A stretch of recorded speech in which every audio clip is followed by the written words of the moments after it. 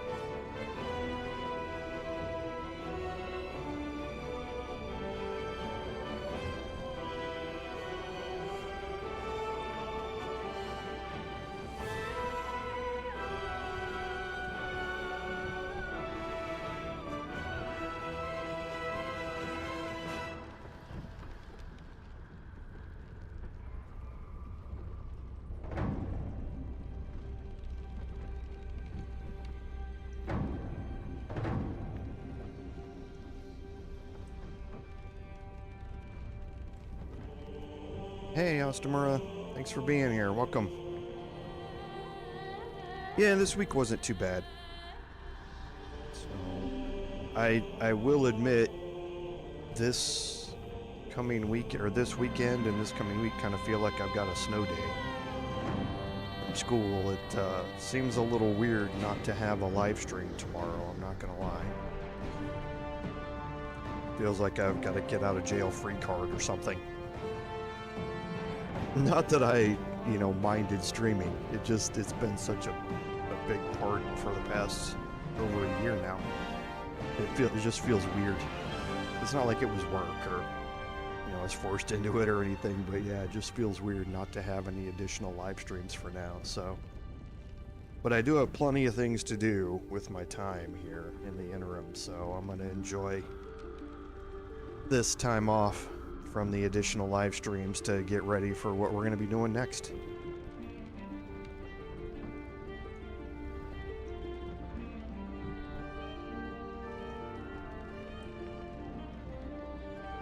Yeah, I mean, it's always good, and especially as we're coming down to the end of the year. That's always a busy time at work with me and that sort of stuff as well, but hey, Lord Henry, welcome. But the other thing is that my channel's gotten a bit of an upgrade now, so I'm going to be doing a lot more YouTube related stuff here over the next several weeks, and this gives me a perfect time to really delve into that. Hopefully we'll be rolling out some good changes here in the next couple of months for all of you as members. So, well, all of you as viewers, and then obviously if it'll be your choice if you want to do anything else. But yeah, I'm really excited to explore that. It's something I've been waiting for on the channel for a while, and just got the word on Tuesday that the application was accepted, so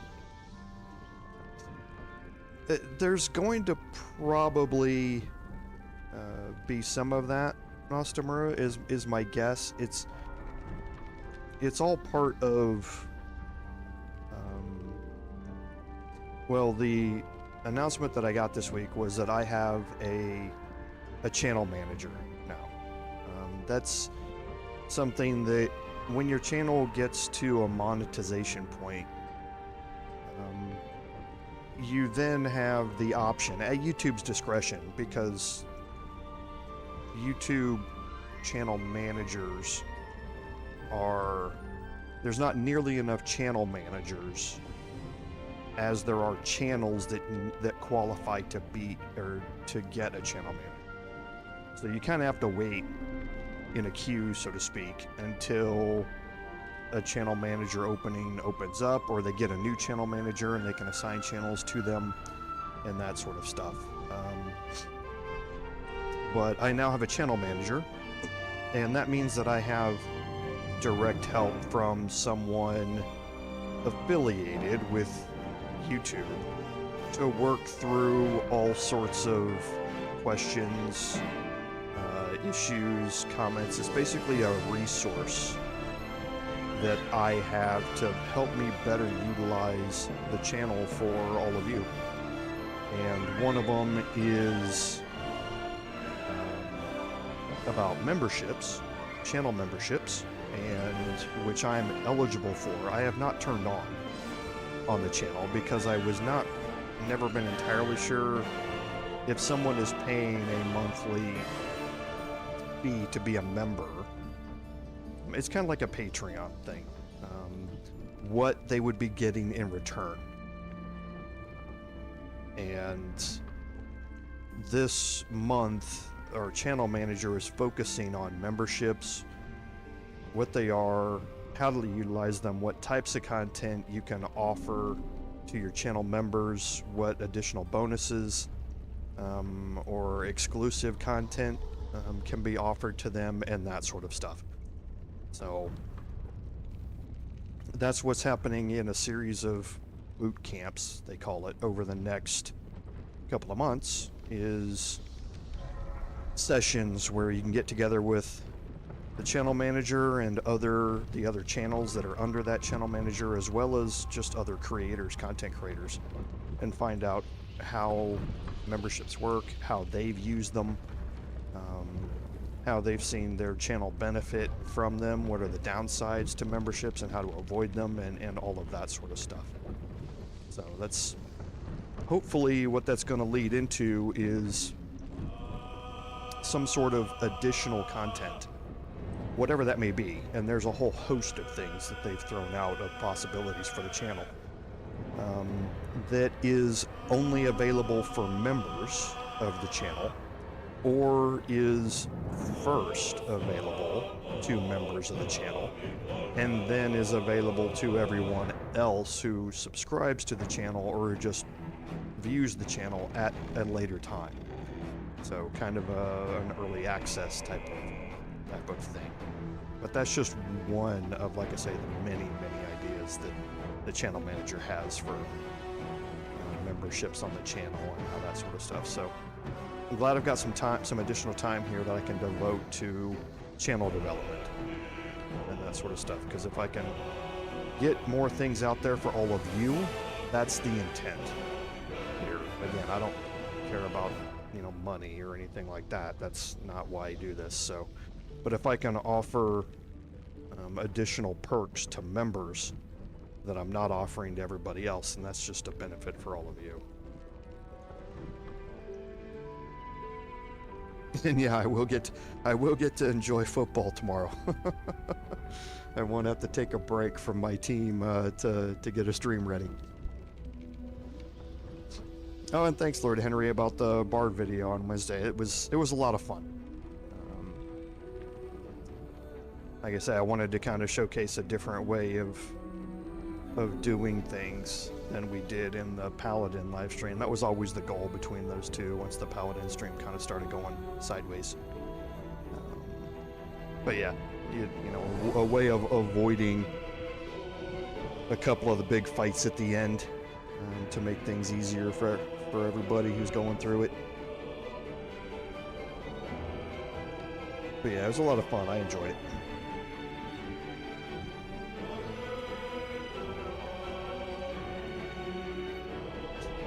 Yeah, Stamura, that's what I'll end up doing. It's like I said, I don't want to implement it until I'm sure I can make it work. I don't want to have anybody, like I say, my biggest fear is that money gets in the way of the channel.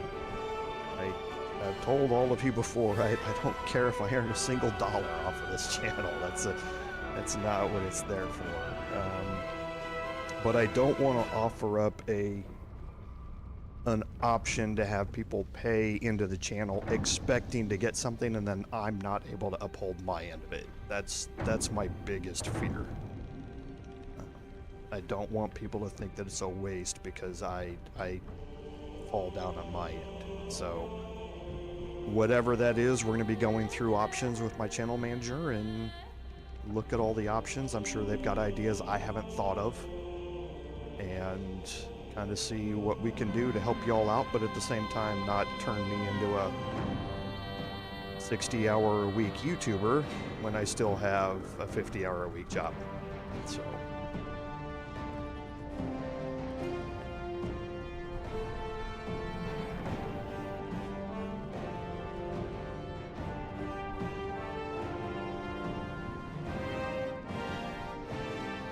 Yeah, and like I said, there's a bunch of options. Things have changed quite a bit since when I started on YouTube, and that was only really, a year and a half ago, or I guess almost a couple of years ago now. Year and a half ago. Things have changed a lot with the channel monetization process and how all of that works. So I have access to a lot more options to offer ways to monetize the channel. I just have them turned off. And maybe this will give me an opportunity to turn one or some of them on, and at the same time get y'all additional content as well. Because yeah, when I turned on the super chat stuff, I didn't even think about it very much, and that was my fault, and that's why I have the disclaimer in the video descriptions now about super chats. So I want to make sure if I'm offering additional content that costs real world money, that y'all are getting your money's worth out of it. Hopefully everything will pan out, but yeah, I've been waiting for a channel manager for a while now, and there's a bunch of other administrative stuff. Like I say, you guys don't really need to know about that they're also going to be helping me out with on the back end of things here, so I'm really looking forward to it.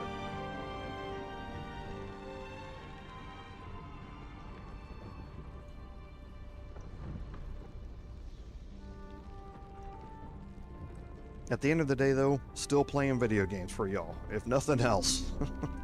So that's what I will be doing.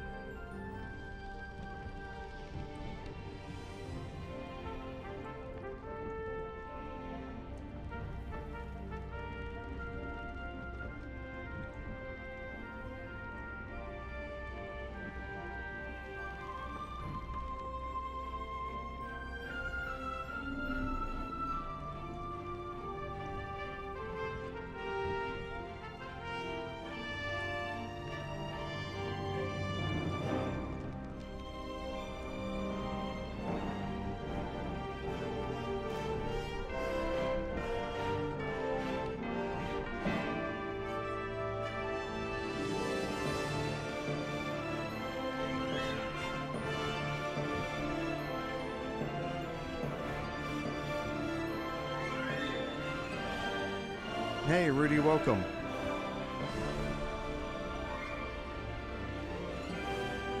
Lord Henry, we're actually going to get the answer to that question later on in the live stream. Actually, we might get it today. Actually, now that I think about it. So hang tight and we'll see. Welcome, everyone, to today's live stream. Episode number 26 of our Baldur's Gate 3 Honor Mode gameplay series. I'm Commander Jorval, and I want to thank you for coming along on our journey today. So, on admin notes, the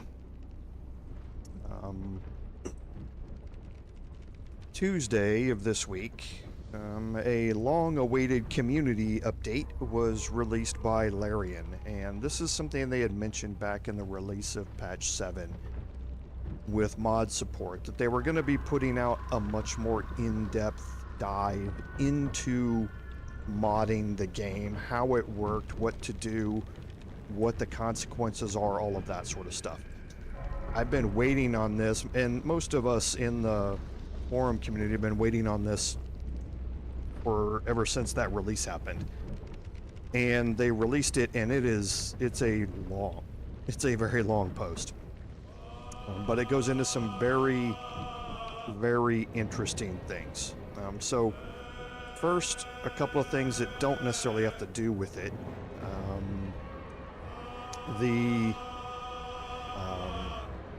There was an update on Tuesday when this was released to the game, and that update was a very, very important one in that it brought patch 7 and everything since patch 7, which is the 2 hot fixes. I think it's 26 and 27. It brought all of those cross-platform now. So consoles and Mac players, you now have access to patch 7 and both of the hot fixes since then. It's always a shame when, for one reason or another, you have to release things separately between different platforms. I certainly understand it. I've been in the development and testing side of games for 25 years, so I understand why it happens.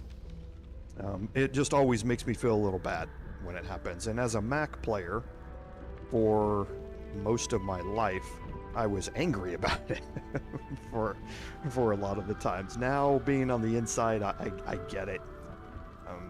And being on the PC side of things for most of my gaming now, I'm still frustrated about the fact that other people are left out.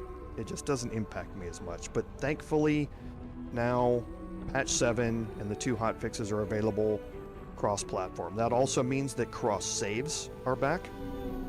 So picking up your game on a different platform is now available again, because the games are both synchronized as far as the content goes. And that also plays into our next thing, which is the most of this patch, or this update, was all about the mods. Just to give you kind of an idea, there are over 1,000 community-made mods that are in the mod manager here, inside the game. They keep coming as well, and that is also because I believe Larian, in releasing access to Osiris, the coding language, has really opened things up for players to mod the game. And remember, there's 68 pages here of these, and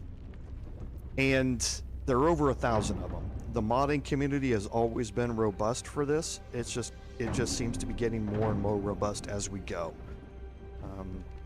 Mods for Skyrim were a huge impact to the longevity of that game. It's the exact same thing here. I expect this to keep this game going for multiple years to come. But with those 1,000 mods, there are over 15 million mod downloads in the game. And that is incredible to see. Because, even if there was, every person who downloaded all 1,000 mods, that's still 150,000 people. And that's obviously not what's happening. So there are literally millions of people who have downloaded mods for this. And that is insane for a game that is well over a year old now. So I'm looking forward to how this continues to grow the game, and how it leads to the longevity of the game. So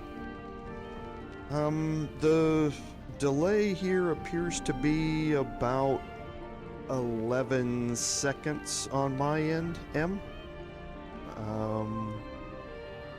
Yeah, appears to be about 11 seconds on my end, so not entirely sure what's happening.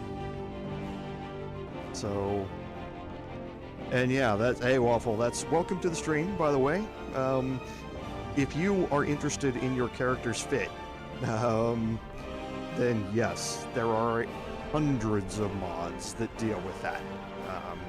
So feel free to go look through the character outfits mod filter and cosmetics and go look at it, because that was one of the first things people started modding. So, yeah, Ostomer, I'm not, I'm in the game development industry in that I've done private QC testing for developers for 25 years. I've never been officially, well, I take that back. I was officially employed by one company a long time ago. But it's all really contract stuff that I do. So I've been involved in closed alpha, closed beta testing, as well as open alpha and open beta testing for a very long time. So I see some of those backdoor decisions that are being made. But on the community update, they really go in depth into how to get started with mods, how mods impact your multiplayer and cross-platform play that you have. But it goes almost step by step as to how to find the mods, install them, manage them, make them work, how to deal with your saves across multiple platforms and that sort of stuff. But one of the things I was also really impressed with seeing was that they actually highlighted half a dozen mods or so to kind of get you started, quote unquote. And I really think that that's a good thing for any developer to do when you're releasing mod support like this, is to kind of showcase some of the more useful and or better community-made mods for the game. And this was a good starting point for them. A lot of these have been very popular unofficially before the patch 7 release. But some things like expanding your party from 4 all the way up to 16 characters, I think. And changing the UI, changing the inventory system, making it easier to sort, a bunch of cosmetic stuff. But there's also one in here that I'm going to be very interested to kind of check and play with, and that's additional content that comes along with boosting the level cap. I commented on this in the Paladin livestream. I'm anxious to see what that means and how it's implemented. Because in our live streams, we capped out at level 12 almost before we got to Act 3. And I think that allowing some additional level stuff is nice. I just don't know how it's implemented, because spells become the problem at higher levels of tabletop D&D. The spells are no longer just yours, the vast majority of them being a straight damage or a straight buff or straight debilitating effect. It's now more of a, how do you want this spell effect to work type thing. And you talk to your DM and tell them what you would like the spell to do, and they decide whether or not the spell can do that or not. There's a lot more creativity and asking involved. You can't really go up to some, inside of a video game like this and say, I want to cast a level 9 wish spell. Okay, well, how many lines of code is it going to take me to come up with 1,000 different things that you would like to do with a wish? Stuff like that, it just makes things really hard with higher level spells. So I'm anxious to look at that sort of stuff. I still have 10 achievements left here in my game. 5 of them are just housekeeping stuff that I really have just been too lazy to go back and do. But I don't want to do anything with it until I finish the honor mode playthrough, because that's going to open up 3 more achievements just by finishing it. So I won't be going into mods just yet, but we will get there at some point, and I'm anxious to kind of play with them. So the only other admin note is that both live streams, the Bard and the Paladin, are officially finished. They are officially done. After more than a year for each of them, we have completed them. Those were my first completions of this game. So over, well, almost 1,700 hours now, I'm looking at Steam, of time in this game. And I've just now done my first playthrough completion. So, kind of a testament to how this game kind of plays out for me. I've really enjoyed it, and you can tell that by the amount of time that I've played in it. But both of those are now done, so we're going to take some time off for those 2 live streams, and it's going to do a couple of things. I mentioned that there are going to be, in the chatting section before we started, that there's going to be some changes to the channel. I have a community manager, a channel manager now from YouTube, and we're going through options to help improve content for all of you, and how that goes. And hopefully we'll see some changes here in the next few months around the end of the year to hopefully get more opportunities for y'all to become involved in the channel. And that's the first thing. The second thing I'm going to do is start playtesting other games. You're going to see a post go up this week with options for y'all to vote on, and a way for y'all to also offer your own input on what games you would like to see me play coming up on an additional live stream. I will do at least one additional live stream, and it will probably be again a Saturday-Sunday thing. So I'll go back to the Sunday time slot. If we come up with another game, then I will shuffle things around to a Wednesday time slot. The Wednesday evening time slot is not very good for my overseas viewers. Obviously, it's the middle of the night, and it can play a little havoc with my work schedule sometimes. But I'll kind of play that by ear and see how things go, because we might end up with 2 separate games. I know, obviously, Dragon Age Veilguard is coming out the end of this month, and that's something I'm very interested in, so I'm going to take some time to play that when it comes out, and see if that's going to be suitable for a live stream. And if it is, that would be one, and then we'll look at other options that y'all are going to give me, and we'll go from there and see what we want to do for the additional live streams. So please offer your input on those when you see them pop up, and we'll see if we can get some other content going for y'all.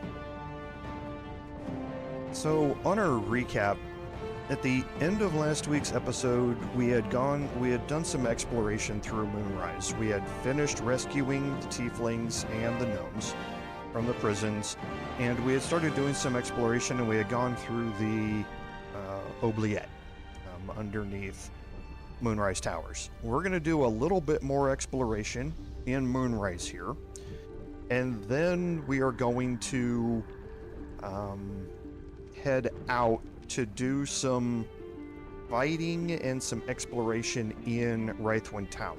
I don't think we might get into one of the 3 quote-unquote boss fights here in Reithwin Town, but we'll kind of cross that bridge when we come to it. Let's go ahead and jump in here, and we'll kind of look at what we want to do next.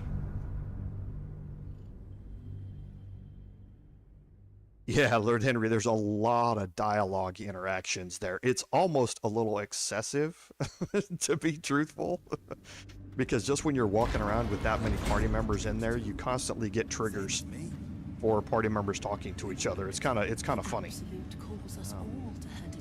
But here we are in Moonrise. We can take a look at our journal. There's nothing else that's really standing out to us in here. Find Arabella's parents is going to be part of what we do possibly at the end of today's live stream if we have time. Find Zevlor is going to be much later. Punish the Wicked will be next week, where we're going to finish that up. And Wake Up Arcola is again related to something possibly at the end of today if we get to it, but definitely next week if we don't do it. So for right now, not a whole lot quest-wise that is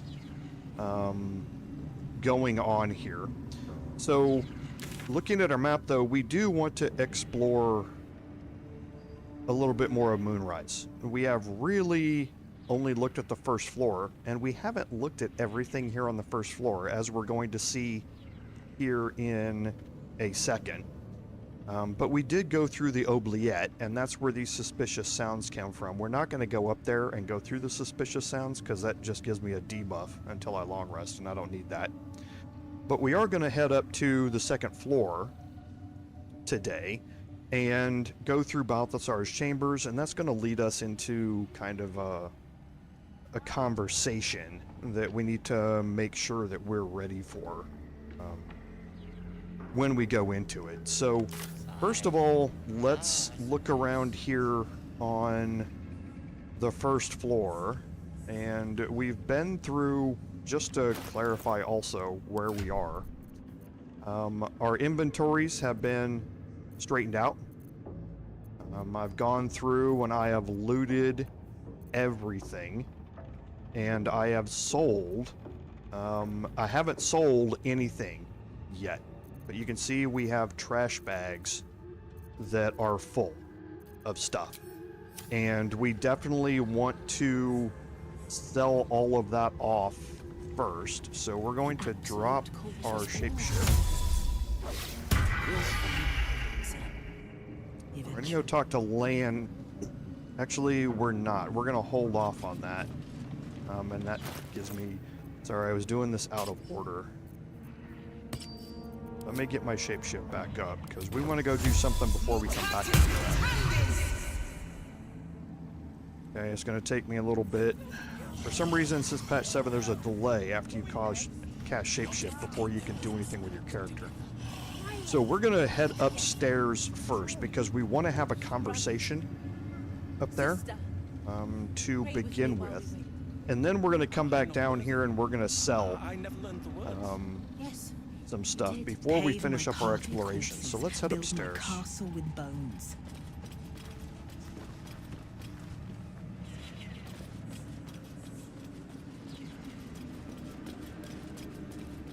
Now there are a few things that you can search on the way up that are not marked as steel here.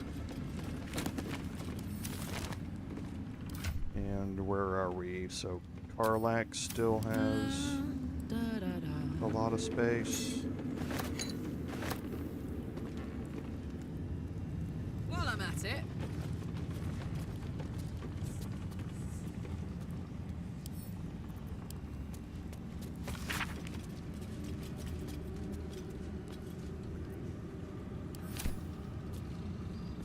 Yeah, patch 7 is coming. The forums have already talked about it. We expect that there's going to be another hot fix. We know they've been working really hard on the cross-platform support, but we expect there's going to be another hot fix coming in here fairly quickly to deal with some of these things. Because yeah, there are a couple inventory bugs that have been reported and that sort of stuff with the game. So we're expecting something to come in here fairly quick.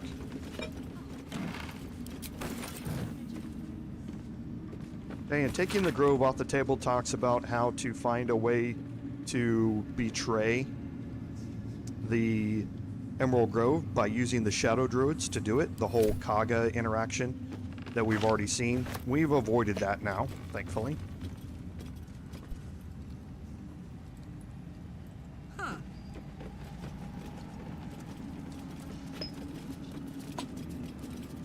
And now we're going to head upstairs. And I'm not going to go upstairs and, well, in it. with this. Moving ahead.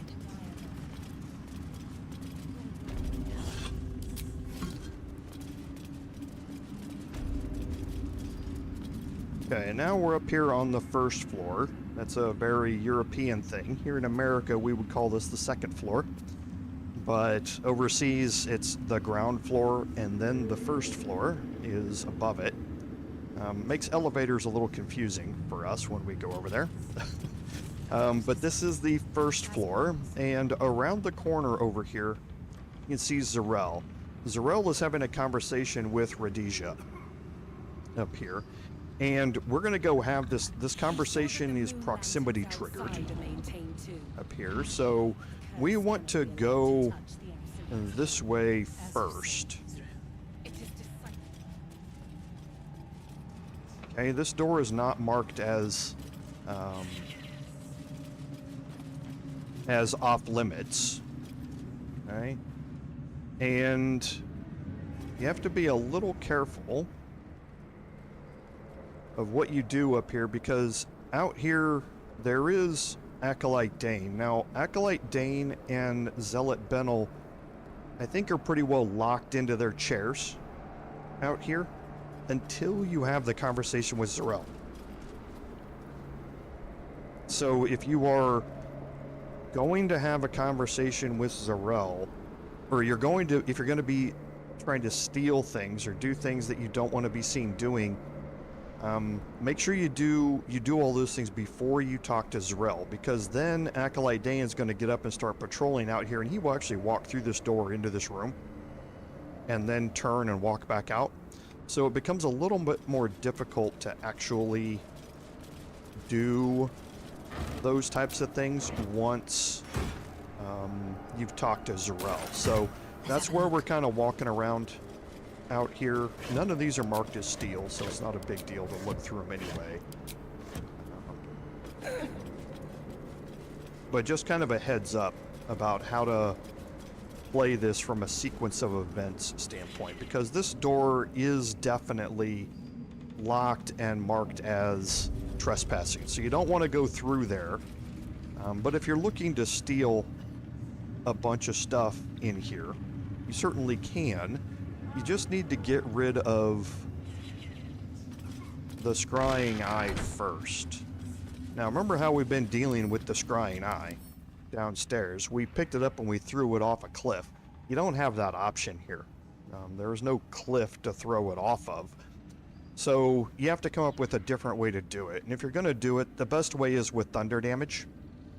There's only 11 hit points here, so you don't have to cause a lot of thunder damage to be able to kill it. However, however you do this, it's a fairly risky proposition. Damn, it's good to be in alive. that, again, if you do things wrong and the scrying eye alerts to you and calls for reinforcements, then the entire Moonrise Towers can go hostile towards you, and that's not necessarily something that you want to do right now.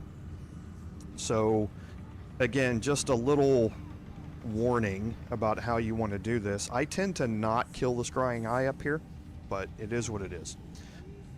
So here's a little letter about Marcus that Lord Henry had talked about earlier. So, Marcus, I assume no explanation needed for just how rare these appendages are, and I trust you'll make good use of them. Do not squander it. You have a golden opportunity to please the general. Okay?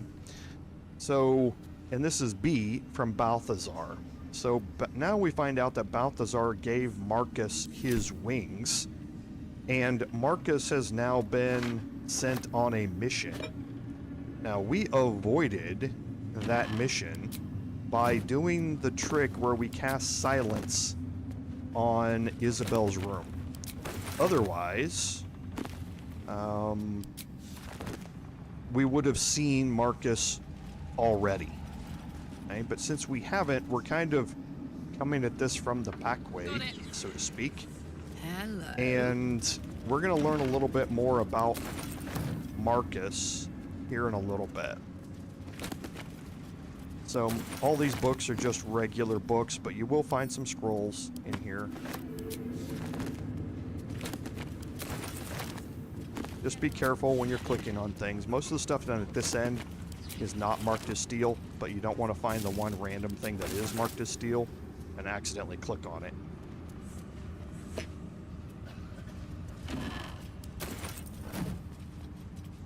And again, we're picking all this up because we're going to be selling our garbage. Gimme. We're just not going to be selling it until we have a conversation here. And that conversation is going to be coming up here in a little bit. So bear with me while we search a few things. Don't forget to take the paintings off the walls. Okay, and that's all. Now, again, we don't have to get through this door. We're going to be given access through this door with the conversation that we're about to have. Now, we're going to go have a conversation with Zarel. And remember how we played out the goblins downstairs. We let them go because that got us an achievement to the she cannot be caged achievement by saving Saza 3 times, basically. And here, that decision is gonna come into play when we talk to Zarel. So let's go in here and have this conversation. Ensure that the moon lanterns outside are maintained too. General Thorm's prayers and preparations must not be disturbed. The rooftop is off limits to everyone. Even you, Disciples Rel? Everyone. Keep watch and ensure that nobody passes. Excellent timing, true soul. The goblins. Tell me how they suffered. No, better yet, show me. Her mind enters yours abruptly, flickering across your memories in a blaze of excitement. She sees the goblins walking free, and a burning rage fans across your mind like wildfire. Explain yourself. Okay, so Zarel is a true soul. She has a mind flayer parasite. She's very adept at using it. And because of the decisions that we've made, we're going to have to justify ourselves to keep up our disguise, so to speak, of infiltrating Moonrise Towers here. Okay, so we have a couple of options, a deception and a persuasion. We have expertise in persuasion, so this is the way that we're going to go. Okay, it's a pretty good DC here, but we can add in other things.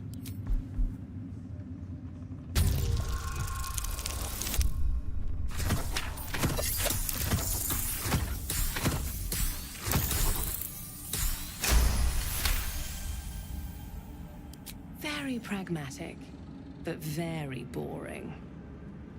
Let's see if there's anything interesting in this brain of yours. She parts the folds of your mind again, touching your wants and hopes, tasting them. Every emotion soaks into her mind's palette. But there is purpose to her exploration. She is searching for proof of your faith. Okay, now here she's again attempting to puncture through our disguise. And we need to pass it here. Now we have multiple options here to go along with choices that we've made. But persuasion and intimidation are the two that we have expertise in. So we're going to go with intimidation. Persuasion is perfectly fine. It just gets a different dialogue option from her. So we're going to go with intimidation because it's the exact same chance here.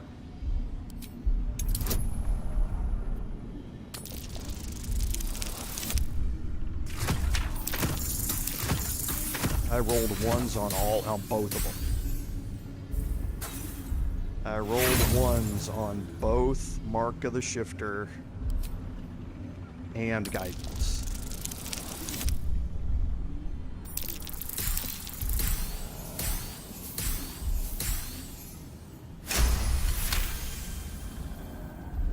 The absolute fills your mind. But you have doubt and anger in your heart, not love.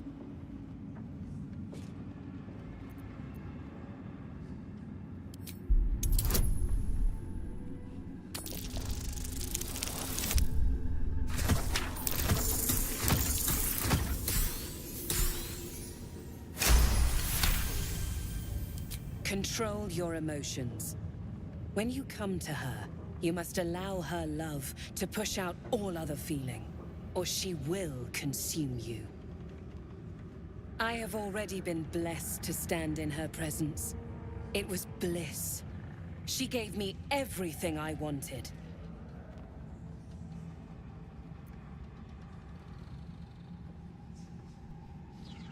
Why not? What's the point in power if you don't get to have a little fun every now and again? She gave me the power to cut the thread of life with a thought.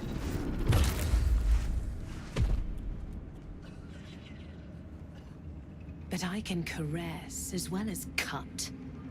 That's why you should stay on my good side.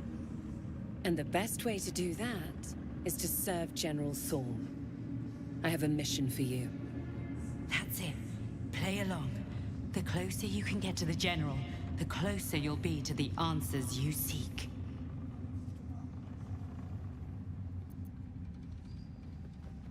There is a relic that General Thorm requires. He sent his most trusted advisor, disciple Balthazar, to retrieve it. The relic is beneath the Thorm family mausoleum. That is where you will find Balthazar. But we have lost contact with him. Go there, aid Balthazar if you can, and bring the relic home.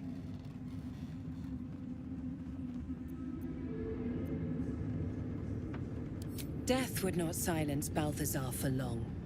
But dead or alive, he is lost. Whatever has become of him, it is the relic that matters.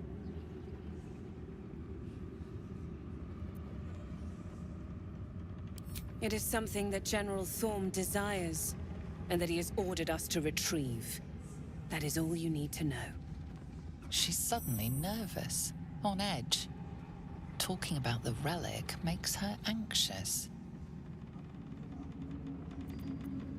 Okay, now we have a persuasion option. Because we passed the insight check, you don't have to go down this route.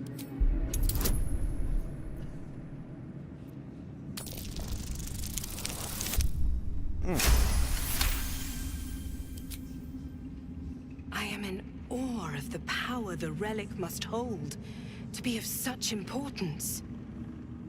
General Thorm will not leave Moonrise without it.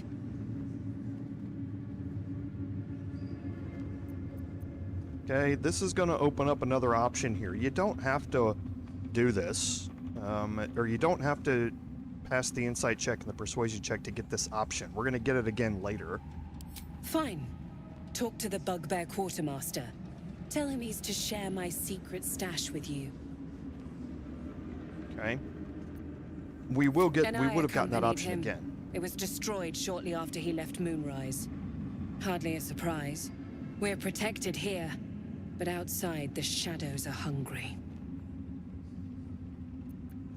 The shadows around the mausoleum are deep and hungry. You'll need a moon lantern to survive them.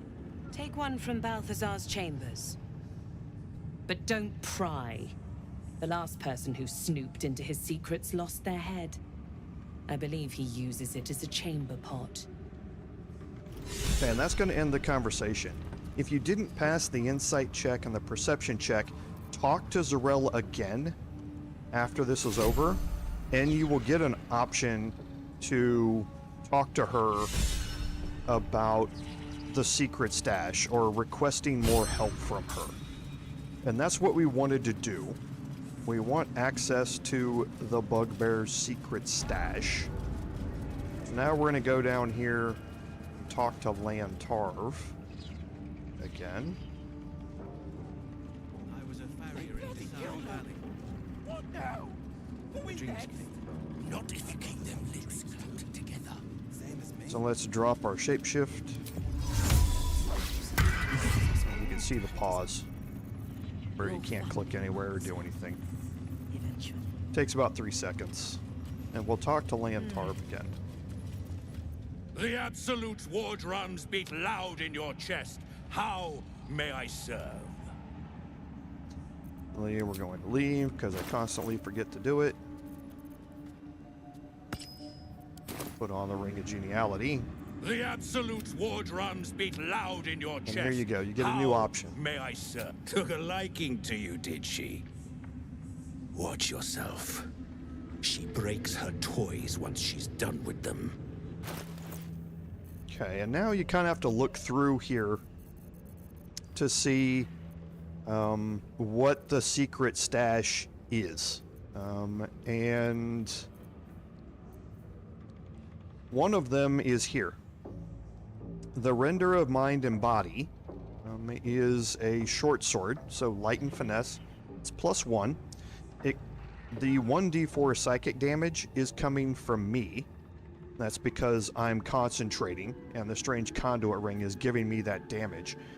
However, this comes with a trait here where if you're attacking with advantage, you deal an additional 1d8 psychic damage. Now, we're going to...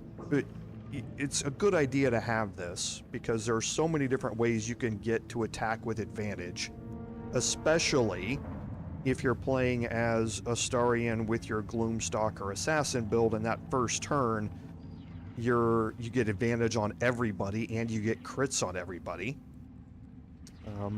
So this can be a very, very good sword to pair up with that type of build. However, 1d8 is a huge number. Like I say, most damage riders are 1d4. You can look at the Thornblade that I have. The damage riders are 1d4. 1d8 is a big damage rider, and that's what sets Render of Mind and Body apart from its other companions. So we're going to pick this up regardless. The next thing is here, the Dwarven Splint Mail. So you take 1 less piercing damage, you gain a +1 bonus to strength saving throws and checks. Just with all heavy armor, you have disadvantage on stealth checks, and it gives you Constitution +2, up to a max of 20. This is one of the earlier ways to get a set of armor, or it is the earliest way, to get a set of armor that gives you a +2 ability score boost. You've gotten it through clothing, through the barbarian clothing and the rogue and the monk clothing to give you +2 to constitution and dexterity. But this gets you +2 to constitution while you're taking full advantage of a 19 armor class for a heavy armor wearer. So it is a really good set of armor for your fighter type characters. We're going to actually probably be coming back to pick this up. There's a reason for that and how things are going to play out, in that Karlach is going to be leaving our party for a little bit once we get into a section of Act 2 here. But it is a lot of cash. So we'll take a look in after we sell and see how much we can if we can afford this or not. The last thing are the Gauntlets of Surging Accuracy. When you action surge, gain a 1d4 bonus to attack rolls for the rest of your turn. Now this is great for that fighter dip that you do later on. You can actually action surge before you have used your first action. You don't have to wait until your actions are done to action surge. So you can actually get 1d4 bonus to attack rolls for the rest, or for your entire turn, just by using action surge right up front. Okay, so these two things are really great for your melee fighter type builds. So let's go in here first of all and empty out all of the stuff that we picked up from Karlach. And that's 226 gold worth of trash. And now we will start emptying out the rest of our trash and seeing what we end up with.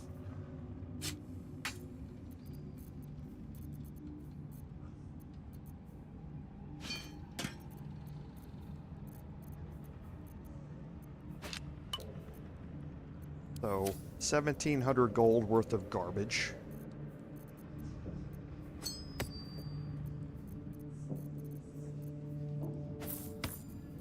$2,900 gold in trash.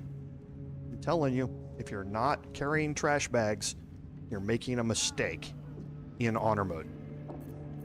Okay, and that's going to give us more than enough for us to pick up the Dwarven Splint Mail and the Gloves of Surging Accuracy, and now we only owe 1,000 gold, and that's plenty for us. The Harmonium Halberd I'm probably going to skip out on this game, but we still have some time here before we have a final resolution to Lann. And the +2 rapier is meh, I don't need to deal with it for right now.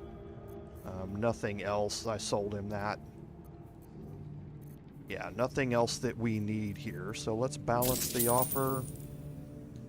And we'll barter it. Slaughter well, true soul. We're going to immediately send that off to camp, and we're going to send it to Minthara. You'll kind of see why. I want to take a look at this. I think I'm going to give up a bit of damage by doing this. But I want to... What did I just do?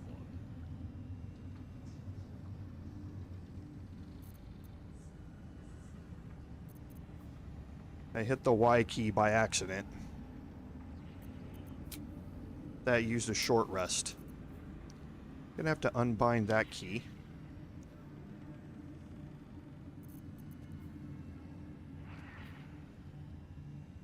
Okay, yeah, that's what I thought. Okay, I'm gonna swap back out to increase my weapon damage. Here.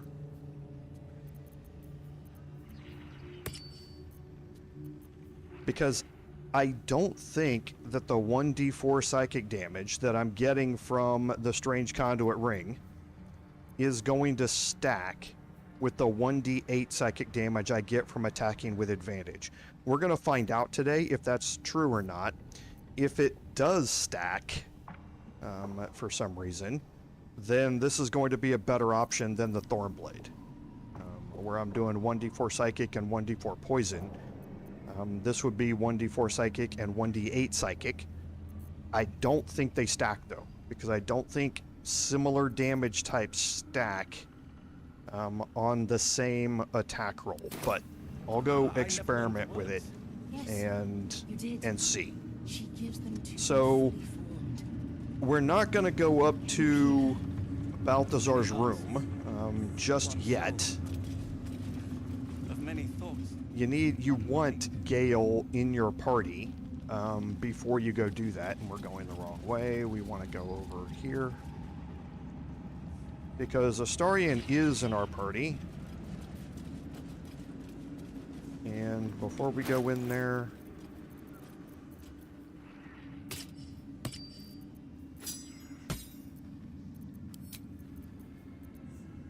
I need to have my shapeshift back up. Because we're going to have a persuasion check here. That we're going to have to pass.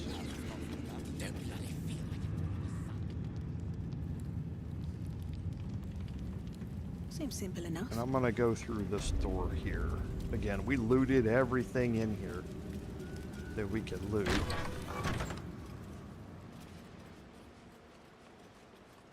Just a pinch of... And we looted everything in here as well. There are only a few barrels that are not marked as steel in here. But there are a few down here at this end. The rest of them are marked as steel. And here we're going to talk to Araj.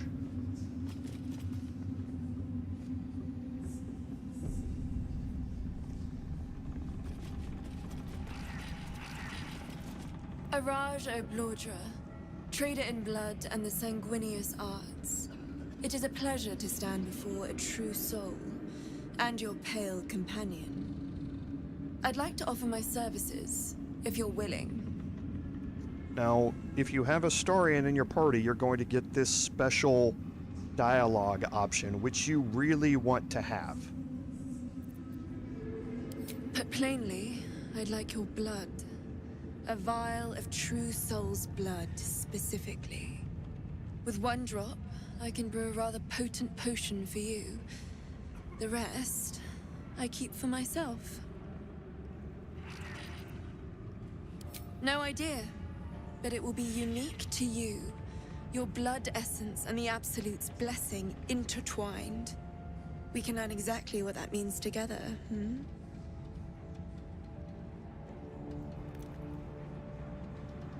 Research, naturally.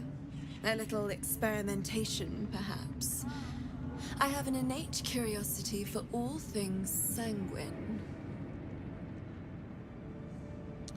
Okay, now we're gonna go through with this, and a couple of things can happen, are going to happen here. And this is just us to begin with. So for you and the non-Astarian members of your party, this is fairly straightforward. Just a little prick and it's all over. Close your eyes. There we are. All of your very best traits in a bottle. Use it well. Although perhaps there's one more thing we could discuss. Your friend. He's a vampire, no? Or one of their spawn, at least. Oh, don't worry. We're all friends under the Absolute. I won't bite. Oh, I'd prefer if you did. I assume he belongs to you?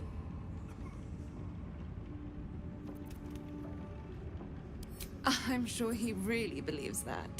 How utterly adorable. Do you have a name, Spawn? Astarian, but hold on. Good. Now, Astarian. I've dreamt of being bitten by a vampire since I was a young girl. I'm sorry. You want to be bitten? To feel your life's blood slipping away. To dance on the edge between life and death. Yes, I want it. I'll even compensate you. A potion of legendary power that forever increases the strength of the one who consumes it. It's not for sale, but it's yours if you bite me. I will have to decline. Excuse me? This is a once-in-a-lifetime opportunity, and you're squandering it. I gave you my answer. Can't you talk some sense into your obstinate charge?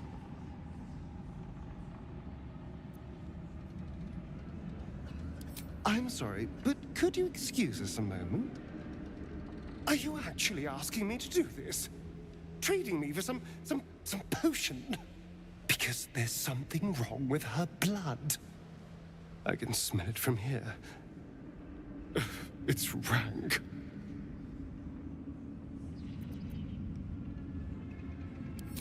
I can't say. It just smells wrong. Unnatural. Drinking it wouldn't kill me, but it would not be pleasant. I don't have all day, true soul.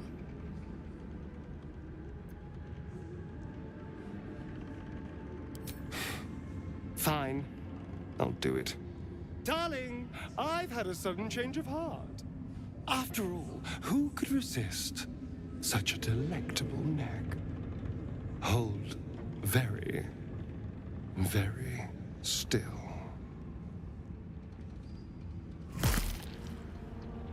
Incredible. Incredible.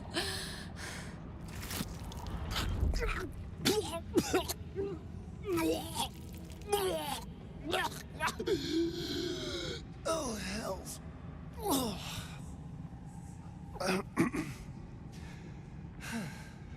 Not to your taste.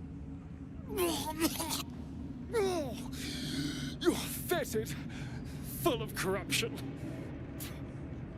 I feel exquisite, though. So here's my part of the bargain.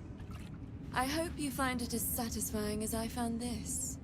It was everything I imagined, and then more. I'll be able to put this to good use. Okay, and you're going to get 2 items from that interaction. The first is the half-elven healing, and the next is the everlasting vigor. Now, the half-elven healing, it says that this is based upon your race of whoever's giving the blood. So you can have a conversation with Araj, and you can continue getting more elixirs. And yes, as Lord Henry had mentioned, it's a history check. If you ask her what her intentions are with keeping the rest of the blood donation, she'll say that it's just a curiosity on her part. But you can pass a history check, which I think is DC 12 or DC 14. And you find out from her that she's actually looking for a lithid blood. She's trying to get some of it because we're true souls and we have a parasite in us. But drow are not allowed to do any of that type of research. So if you basically blackmail her and let her know that she's looking for a lithid blood, but you will keep her secret, then she'll give you 200 gold for each blood donation that you're going to have. And you will also get the normal elixir. Now, these elixirs are good at the start. Upon consumption, you and surrounding allies regain hit points equal to your constitution score. So it's great. Seems like, you know, you can get some, you know, a decent amount of healing out of this because it's based on the constitution score, not the constitution bonus. Okay, so I would be getting 14 hit points back, but not just me, everybody around me. It's single use, however, there's a downside to all of these. Any of the elixirs that you take, once you've taken it, when you take a long rest, you're going to wake up and you're going to have blood draw sickness. And that's going to give you a -1 to all of your dice rolls. Doesn't matter what the dice roll is, attack rolls, checks, saving throws, everything, you're going to have a -1 to those until you take another long rest. So you can just immediately take another long rest and get rid of that debuff, but all of these elixirs are going to come with a downside after you take your next long rest after consuming them. So just something to keep in mind when you're using them. However, the reason you bring Astari in is because of this. It's the Potion of Everlasting Vigor. It permanently increases your strength by 2. Now, there are things to consider when using this. If you're going to be having a character that utilizes elixirs to boost their strength and hence their damage, like Astarion does with the Elixir of Hill Giant Strength that he's using right now, giving him a +2 bonus to strength is pointless, because the elixir is going to override it. Unless that +2 bonus to strength is going to get you above what the elixir does. So the elixir right now takes us to +21 strength on Astarion. If we got his base strength up to 20, and then we took that elixir, getting it to 22, then that would be doing better than the elixir does. So in that case, it would make sense to do it. And then I could utilize the elixirs for somebody else, or I could utilize a different elixir on him and still have the strength bonus because of it. But if you don't have that highest strength and you're using elixirs to get you up to that point, then using the potion on them is pointless because it's not going to help boost that number up. So there's careful consideration in your build on what you want to do with the Potion of Everlasting Vigor. And because of that, I'm going to send it to my camp right now. Once we get our quote-unquote permanent party put together that we're going to use for the majority of this game, then we'll look at how that is best utilized. But for now, I don't need it, so I'm not going to use it. Okay, so...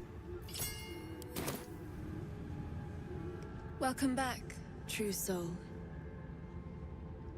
Okay, so here, and actually, I take that back. We want to get rid of all of that again. Back into our normal form, and we'll talk to her again. And again, we'll have to wait for the timer. Welcome back, true soul. Okay, and here you can trade with Araj. Now, Araj has actually some good items, and you may want to consider upping your attitude with her to bring her prices down. The Circlet of Hunting allows anyone to gain a 1d4 bonus to attack rolls against creatures that are marked by any of those 4 things. Now, we don't use True Strike or Fairy Fire very much, but we use Guiding Bolt a lot here in Act 2. And we don't use Hunter's Mark very much, but we certainly could use it. Normally the Hunter's Mark only applies to the person who cast it. This would allow us to gain an addition, anyone who's wearing this, to gain an additional 2 hit against that creature as well, making it easier to hit that specific target. Guiding Bolt does the same thing basically for the first attack after that you make on somebody after they've been affected by it. But then Guiding Bolt goes away. So Guiding Bolt is not a persistent effect. So it's not that great for using with Guiding Bolt. True Strike is just a dumb spell in this game because there's so many other ways to get advantage. But now it would give somebody the opportunity to gain an additional attack roll on advantage over it, which again seems kind of useless to me. Very Fire, it's too easy to save against it. But Hunter's Mark can allow now anybody else wearing this to gain an additional 2 hit bonus against that target, and Hunter's Mark is persistent. It stays until that target dies, so that you're always going to have that 1d4 bonus to attack rolls, as well as the additional damage that goes along with Hunter's Mark for whoever cast it. So a decent circlet here. The Storm Scion's power is a good hat for that reverberation and or cleric dip wizard build, in that if you're dealing thunder damage through divine intervention thunder or whatever it is from the storm cleric, you can now gain arcane acuity, which gives you a +1 bonus to spell attack rolls and spell damage for each turn remaining. And arcane acuity can be nice as long as you can continually stack it up. Getting 1 turn of it though is fairly useless, so I don't tend to focus on this very much, but it can synergize fairly well with certain builds. The Robe of Exquisite Focus just gives you a straight +1 bonus to spell save DC, which is always nice. The Thunderskin Cloak, however, does synergize very, very well with the Reverberation build that we have on Shadowheart.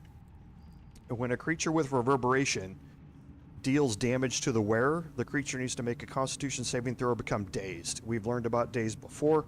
They lose their dexterity bonus to their armor class, and they have disadvantage on certain ability checks and saving throws. So it goes along with Shadowheart's build very nicely, where she may impart Reverberation on a bunch of different enemies. And then if one of those enemies goes to attack her and misses, and hits, then they can become dazed. So this is something we're definitely going to pick up. The Ring of Free Action is a no-brainer. You need to get it. You can't be paralyzed or restrained. That's incredibly useful. This is one where you come here and you do this with Araj if you're going to do the Marcus fight straight up. You definitely pick this up before you go do that so that you're not getting paralyzed by the Winged Horror's claws attack. So the Risky Ring is a good ring, you just have to be careful when you use it. You gain advantage on attack rolls, which is really, really nice because, again, if you're attacking with advantage, certain other things can proc as well. So if you're attacking with advantage, you receive disadvantage on saving throws, though, so you need to be very careful how you're utilizing this and which enemies you're going up against with it. The Boots of Arcane Bolstering, each time you dash, you gain Arcane Charge. We've looked at Arcane Charge before. So while threatened, the affected entity has a +2 bonus to damage with spells. These boots are just not great, in my opinion. They don't fit with many builds to really enhance damage, and they fall off really, really bad in the end game. When you're dealing with spells that may do 60 damage in an AoE, and you're inflicting an extra 2, 4, 6 damage, or something like that. So they tend to fall off, and I don't tend to utilize them. But it's really these 4 items that you're going to choose from on what you want to do. We're going to pick up the Risky Ring here as well. The rest of these I'm not going to pick up from her. I am going to pick up a Potion of Speed. I always pick those up when I can. And for 400 gold, I'm going to pick up the Potions of Invisibility. Oops. I need to not do it. Almost did it. I need to raise her attitude. We're buying 2,600 gold. That's above the 1,600 gold that we would want to get a discount here. So we're going to skip out of this. Come back anytime. We're going to go back to camp. And we're going to do a quick respec on my bard. I want to make sure of which way we went. Okay, so we're 6 bard, 2 warlock. That's what I thought. And we had repelling blast, right? Yes, we did. So take Astarion. There. Oh yeah, this is the bad camp. Where I don't know if we'll be able to get close enough. Just like old times. Let's have a rummage. Yeah. Be very, very quiet. Because we can't get into hiding here close enough.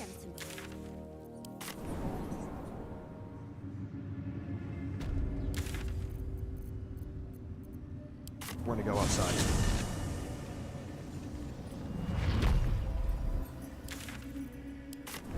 Now go to camp. Tread lightly.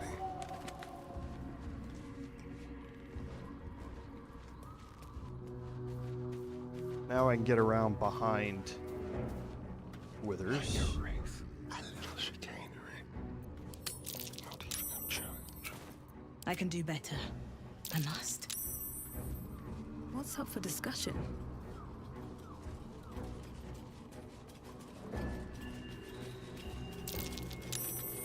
Thy wheel of fate turns ever to the dark. Dost thou require a new ally? Or mayhaps a resurrection instead? And that's and Lord Henry makes a good point there. That's the thing that we're going to be doing differently with Gale this time. In this playthrough, we're going to see a little bit more of that once we fully outfit him later on in Act 2 here. As thou desire. Okay, so we're going to start with Bard. All of our normal stuff it should already be played in here. All the cantrips we had previously selected, our spells, all of this sort of stuff should already be set.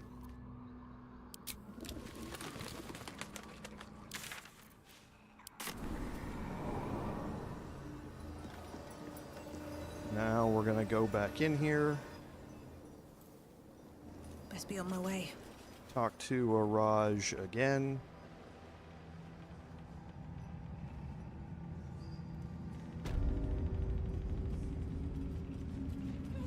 Where do you hail from? I was a farrier in Not if you keep them lips.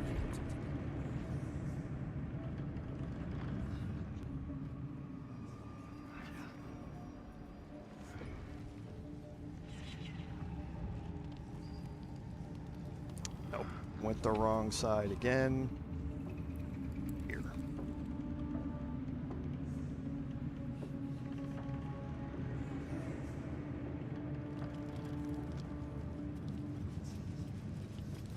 No, that was the right side. Araj is right here. I get confused in the Moonrise maze here sometimes.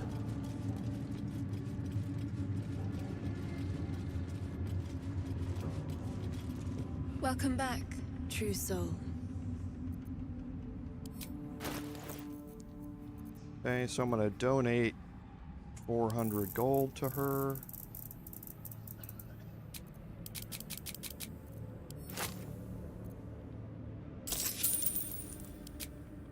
It's gonna put her up to 100. Come back anytime. And now we can do our level up.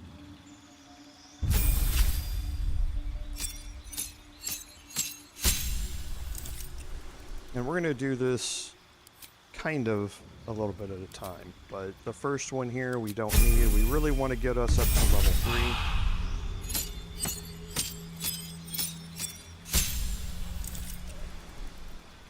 because now we get our change in skills. And while we are here, we're going to be doing things a little differently because we're going to prepare for something later on.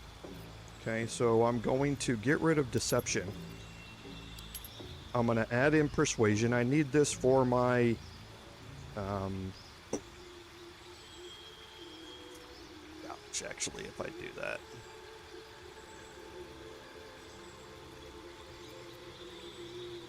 It's +2, right?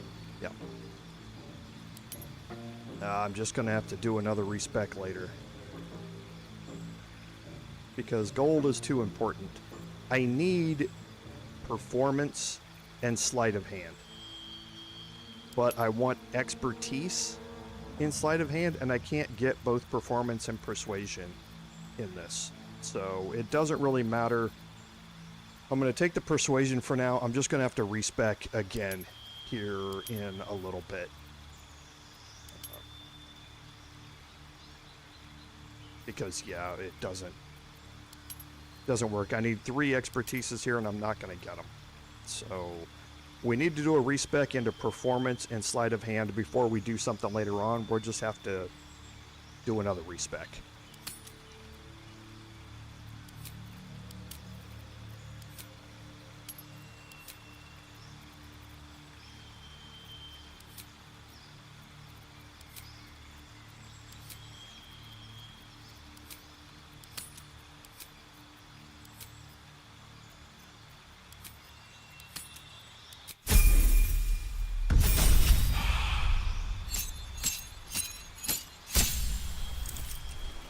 And I don't need to be a swords bard, Lord Henry. When I do that encounter, I just need to have sleight of hand expertise and performance expertise. That's it. Doesn't matter what my subclass is, because I'm not going to be getting into a fight.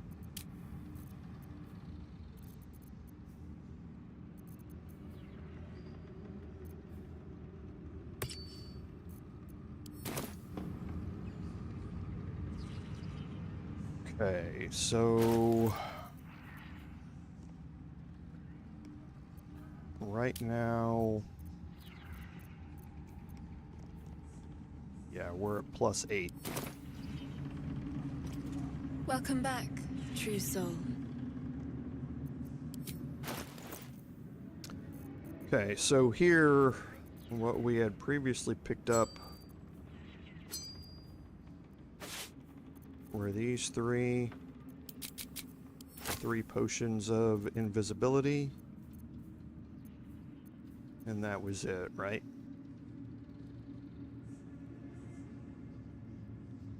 Okay, so yeah, I saved 200 gold out of that by donating the 400 and upping her attitude before I did this.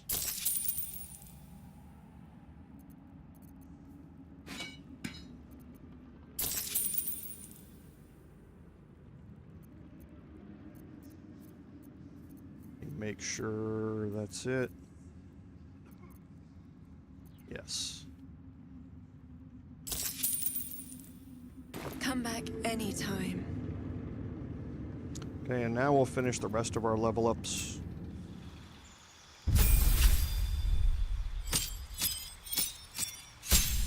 Here at Bard level 4, our cantrip doesn't really matter that much. Our feat, however, we're taking alert with this feat. It's way too useful, even though I would prefer to do something like ability improvement or something like that. We're gonna need alert when we go through some of the stuff here that we're about to do, so I have to have it.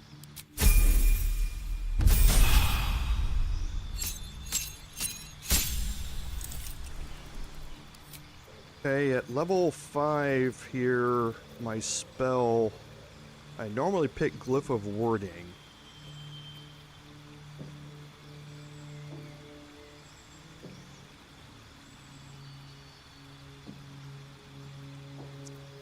think I may temporarily go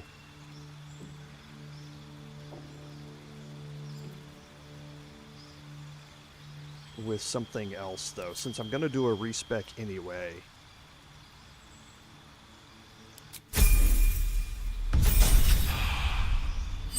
Level 6 gets my extra attack from my sword subclass.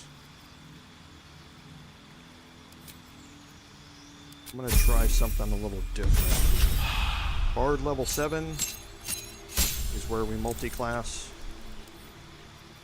Bring in our Warlock. Our 2 cantrips here, I don't want Blade Ward, I want Bone Chill instead. The Great Old Enemy. Or the Great Old One. And then for this, I'm going to get rid of Dissonant Whispers and put Hex in, and I'm going to keep Tasha's for now.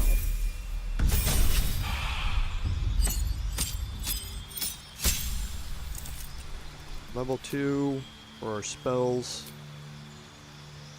For Eldritch Invocation is Repelling Blast and Devil's Sight.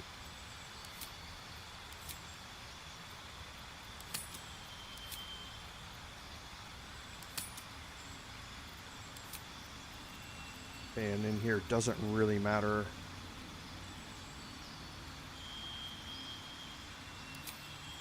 I guess I can put Dissonant Whispers back. It's not all that great about what I'm going into. But we'll see. And I want to look at, before we head out. Okay, I've got one. Good.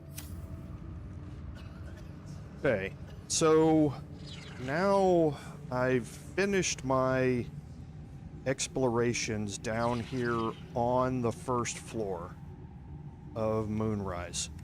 So what we're going to do is we're going to head out here. We've got into the town of Reithwin. We've got some things that we need to do. The first thing we're going to do is go have a fight that we've been avoiding. And that is a fight... hold on.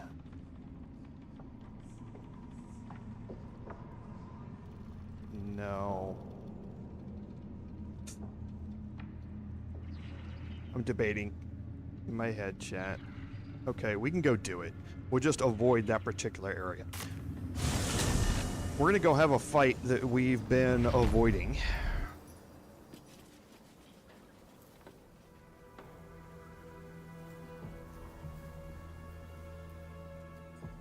We're gonna have to have this fight, and we might as well do it now. I shouldn't be testing new stuff. Like my damage when we're going to have this fight, but it is what it is. Okay, so I'm gonna stop here. Have to keep going. Nope. Go up here. Should get a warning here pretty quick. Okay, well, I'll go get the warning first, just to illustrate it. You don't have to get this warning, and I'll get it a little bit later on up there.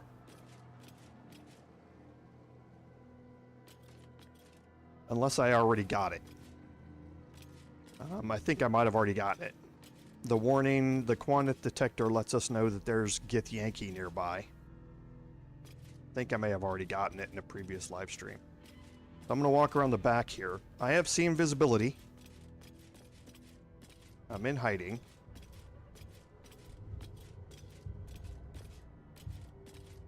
I'm going to carefully make my way around this back side, keeping to the right here.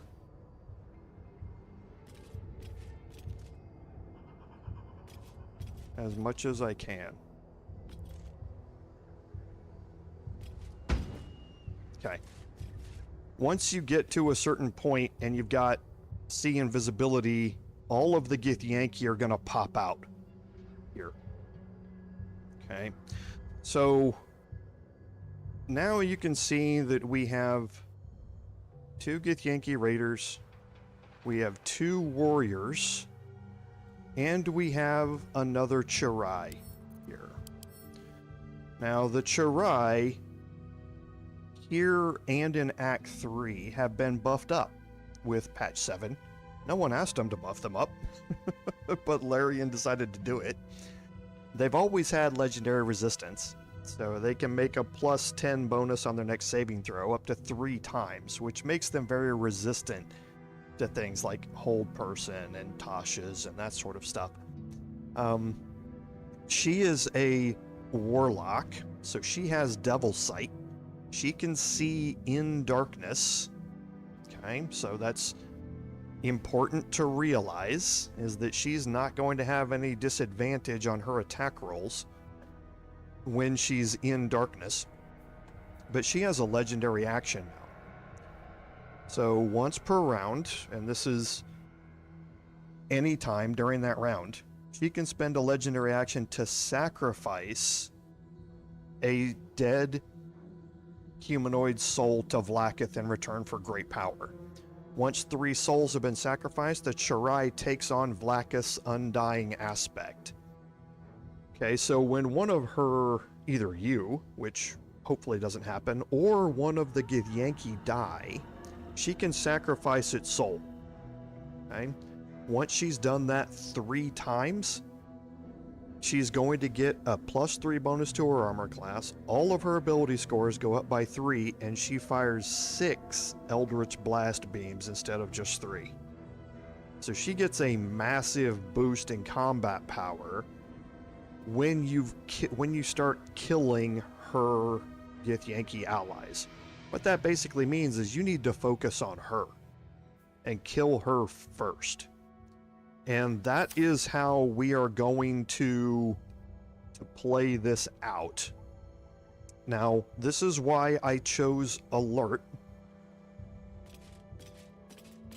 And why I'm going in here with my Bard with the 26 armor class. Okay, because I need to avoid attacks here as much as I possibly can. Alright, and I'm going to start this off by going into turn-based mode.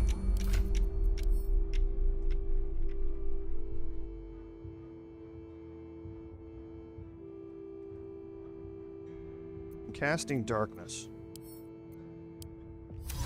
Okay, now again, this does not affect the Chirai. She can see in darkness. What it's going to do is keep the raiders from attacking me.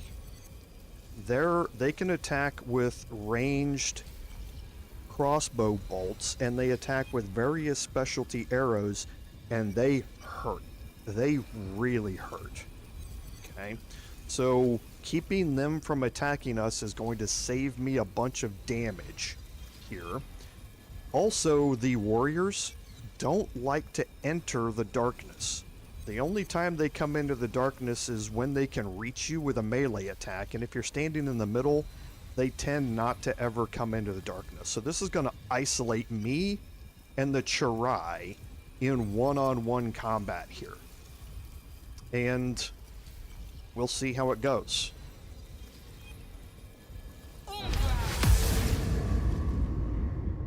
Okay, now she is staying in the darkness, which is actually nice, because I'm going to now get an attack off on her.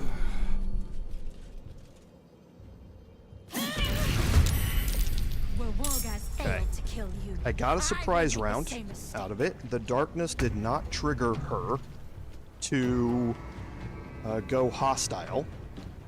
It did trigger the raiders to move outside of the darkness. Okay, and I got a surprise round out of it. So I'm going to use I'm not going to cast Hex. That would get rid of darkness.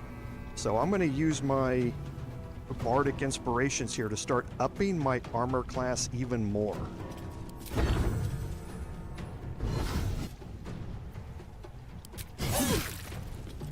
Okay, and this is what I mean about the psychic damage. So, one, she's resistant to psychic damage, but you can see, so Strange Conduit is proccing. That's good. Now, I'm not going to get advantage on her in here because she can see in this darkness, but I want to play that out with the render of mind and body and see if those two damage sources stack. Like I say, I don't think they will. And now I'm going to take my bonus action and up my armor class here by 1 again.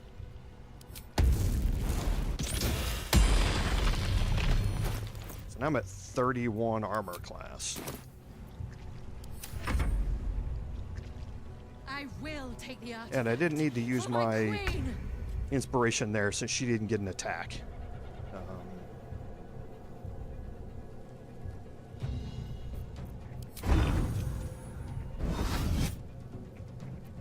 I'm actually going to use my Luck of Far Realms here, I think, because I'm going to take an additional long rest anyway. Okay, she's frightened. That's awesome.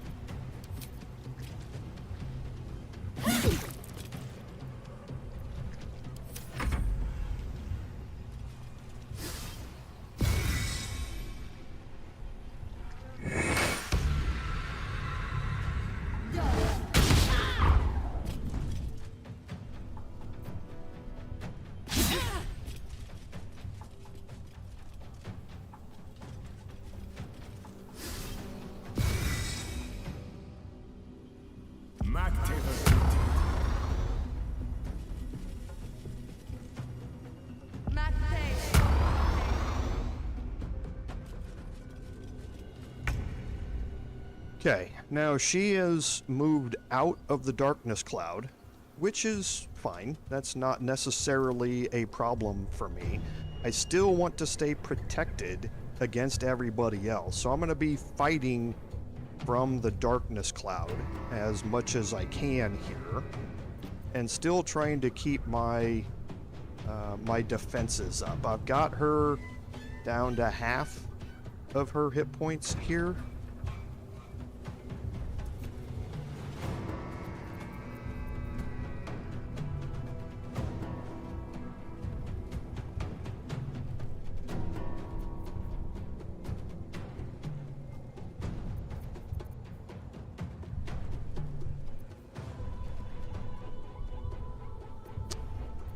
Just looking around here to see, because this is 55%.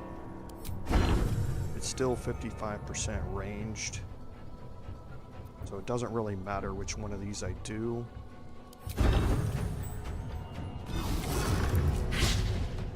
Okay.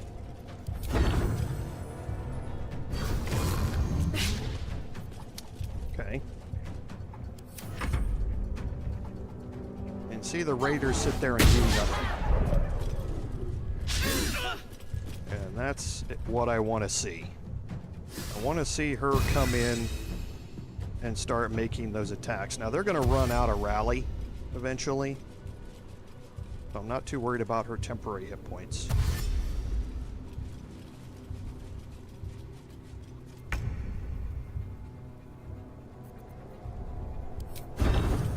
No time for mercy.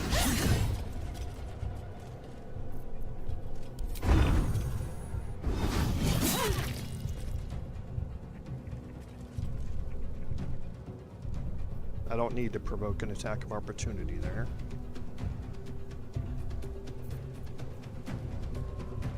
I think I can feint here to help me out next time.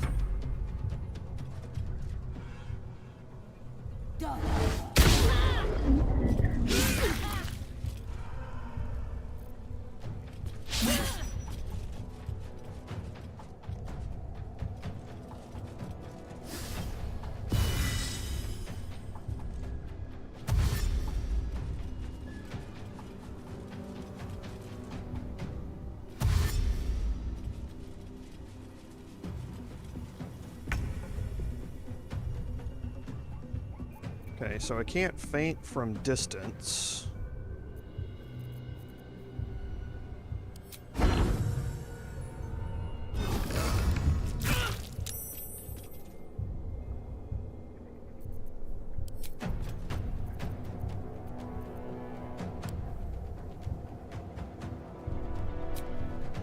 Does she have any resistances? Just psychic.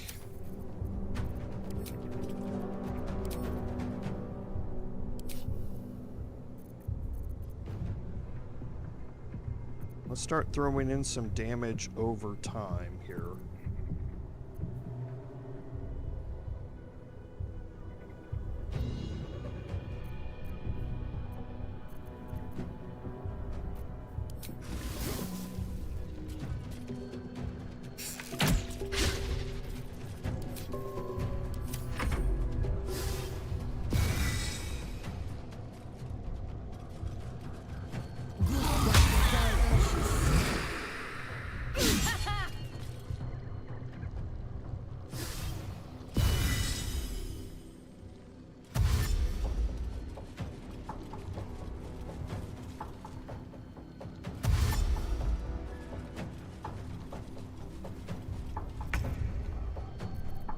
So now let's try and flourish. See if I can get this one. Nope.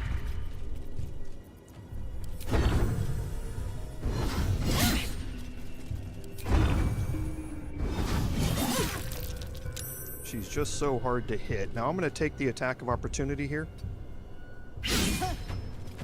and move back in here, because again, I don't want to be within range of them. Sometimes they do decide to come in here, but if they do, they can't see in blindness, so they've got disadvantage on their attacks. But I want to stay back a little bit and not let them get melee attacks from out here on me.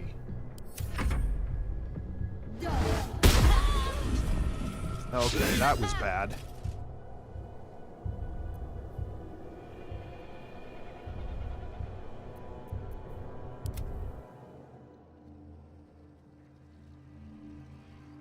So hit me and drop my concentration.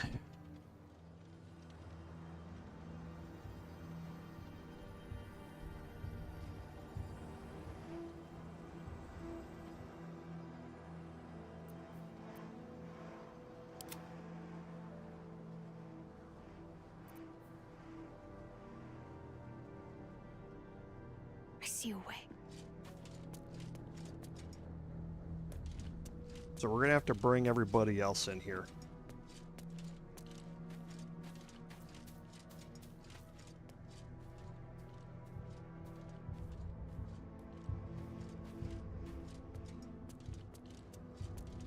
And we're gonna take a bunch of damage in doing this.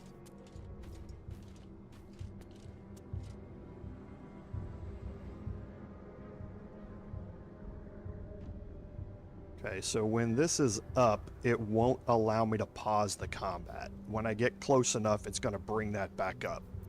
So I can't interact with Shadowheart anymore. I was hoping it was going to give me a pause, but it's not. I'm going to have to hope I can weather these attacks.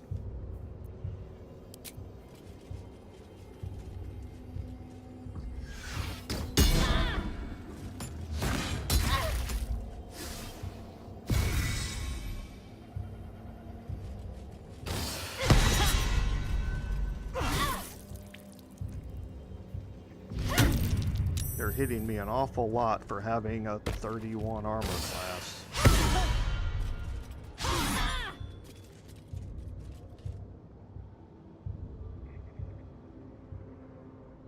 Okay, so that must be my turn now. Survival is all that matters. Yep. Okay. So I think I can get around behind her. Let's have some fun. Silent as the grave. Without being seen. I think they've left the back door open here.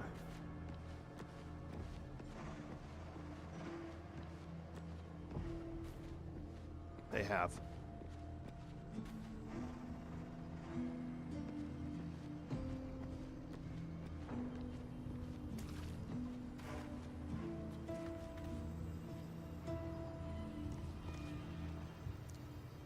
Okay, so let's see if we can stun her.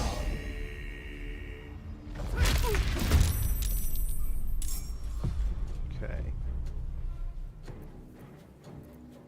There is work. So now we're gonna bring Shadowheart around this way.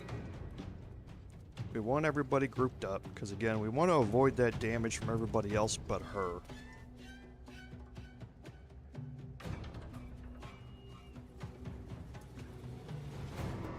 And now we're gonna bring Karlach up. Light as air. And Karlach is actually going to change to the Unseen Menace.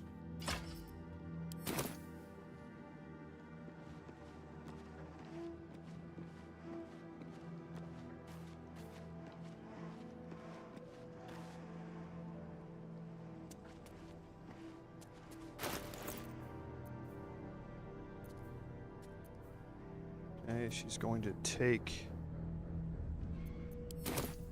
a raspberry here in a second. We're going to move her right up. Find the Chirai.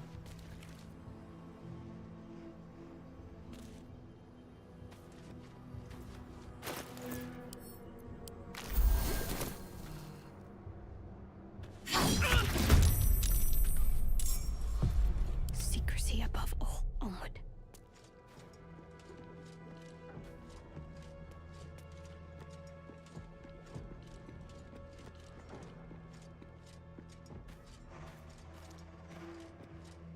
Now, Shadowheart.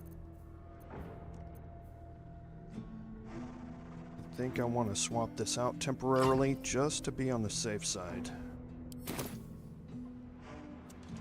Don't want any status effects to be imparted on them that would bring her into combat. Kind of step her back a little bit.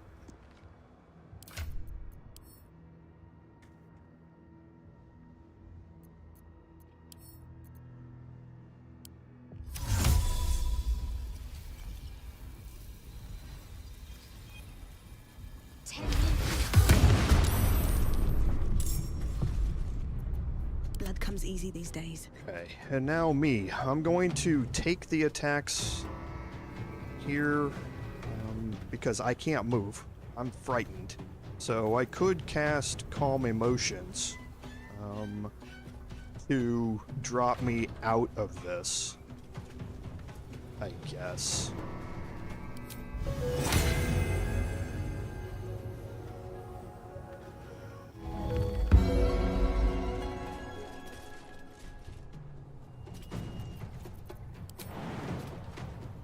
I can provoke the attack of opportunity because simply I just simply don't care about it.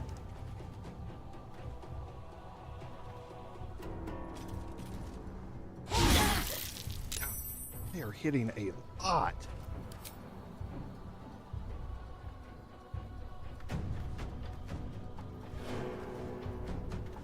Jeez.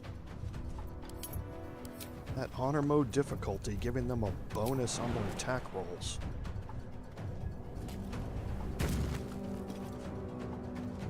I just want to get up next to her so once she moves, I can get attacks of opportunity. Now they're going to be disadvantaged for Astarion and Karlach because they're blinded, but not me.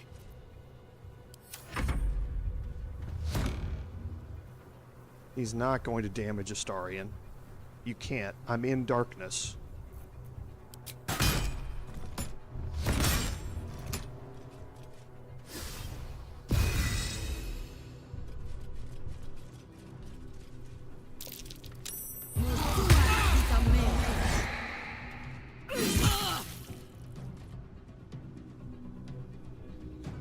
Looking for Shadowheart.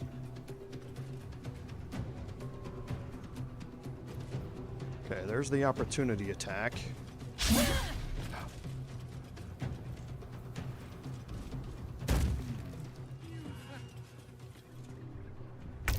Okay, and you see, they don't want to enter the darkness. So now we need to again focus her down as much as we possibly can here, since I'm not too worried about being frightened in here, so I'm going to bring Hex back up.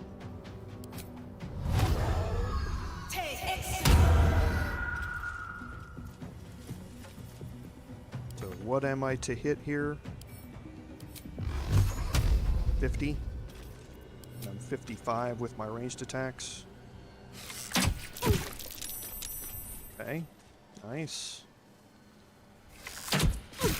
Nice again. Put him up. Okay, so Karlach's frightened. Nothing that she can do. This attack is gonna have a very... Well, she can't do anything from there anyway. She's inside. She's safe though. Can't afford to let up. That's what matters. So let's see what Shadowheart can do here. So we've got 40%, 55%, and I still haven't respect her. And 55%, so none of these are really worth a whole lot. I could get a guaranteed kill here, but I dropped Darkness, which I don't want to do.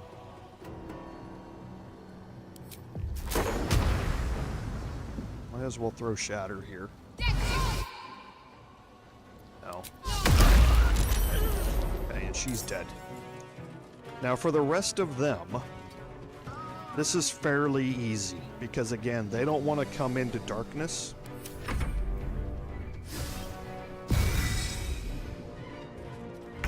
So I can just keep popping out of darkness, making my attacks and moving back into the darkness. She's still alive.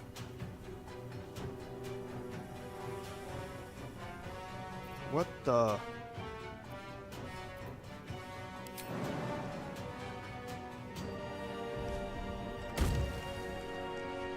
Why is she still alive?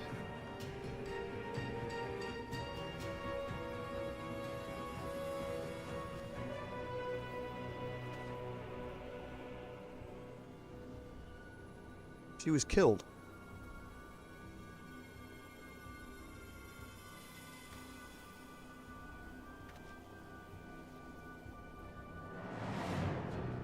Shadowheart healed her for 1 hit point? Oh, because of vampiric touch. No, but no. No, because she was not, that was not a melee attack. She was resurrected. What happened? What? Okay. Wait. What? What? Did I miss something? I'm gonna have to go back and look and find out how in the hell she is still alive. Sorry for the French there. Because I don't get that at all. With pleasure. Are you gonna stay dead this time? I mean, please? Stay dead?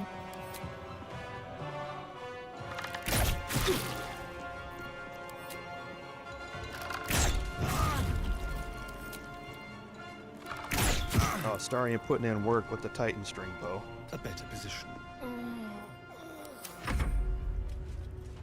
Stay dead. Okay. Are you staying dead? Thank you. Alright.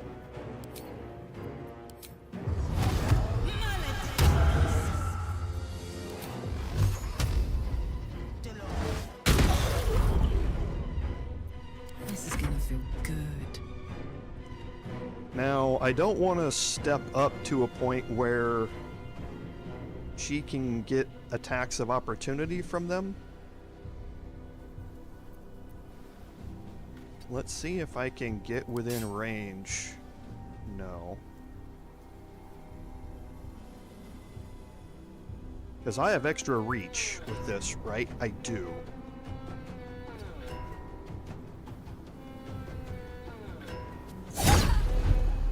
Okay.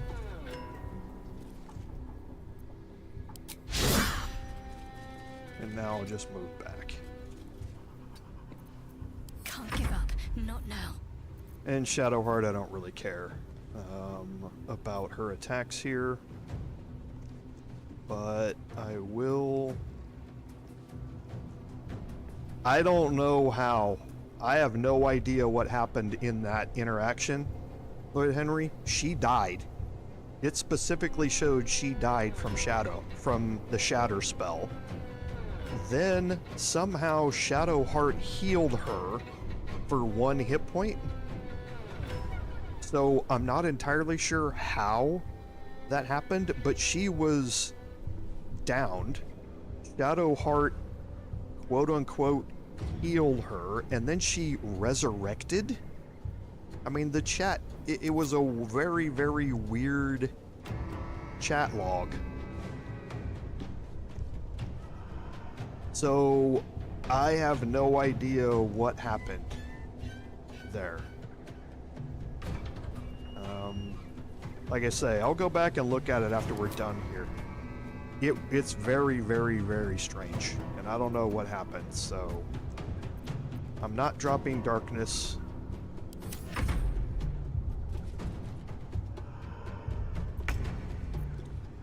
Okay, so Astarion, again, don't want him to get close enough. I might actually be too close. I think I did. So since I did, let's stun somebody.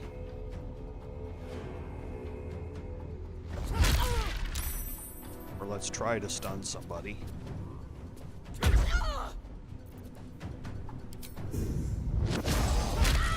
There we go. Now I'm gonna take an attack of opportunity here. Oh, I'm not. Nice. I'll take that.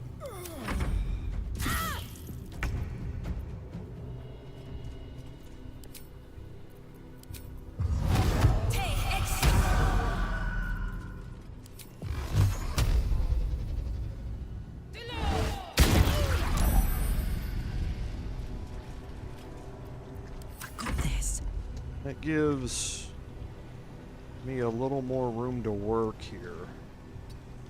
If I get out, I can. Okay, there's ready to parry. And I can still get back. Nice. Need to stay focused.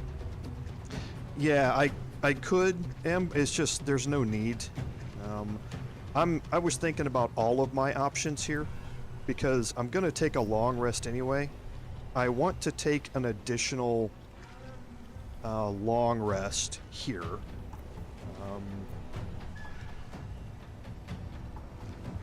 Just for housekeeping purposes.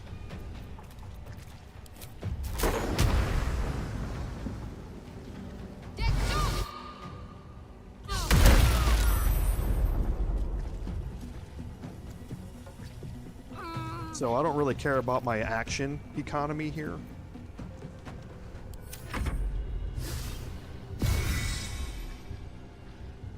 But I just don't want to drop darkness. That's the one thing I do not want to do. Things will get problematic, to say the least, if I drop darkness.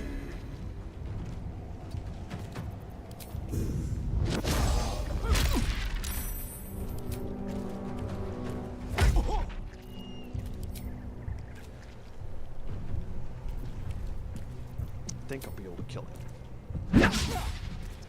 And then right as I say that,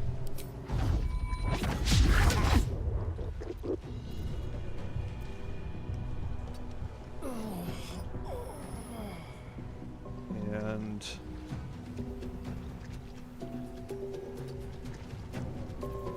don't know if he's far enough in the darkness there. Okay, I guess he is.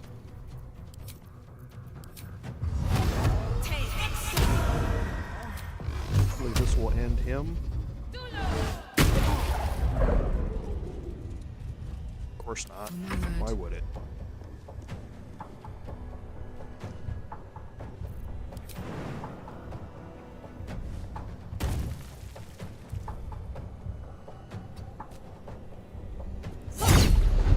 He's ready to parry. Please hit with a second attack. You've missed every single one of them. Thank you. I'm ready.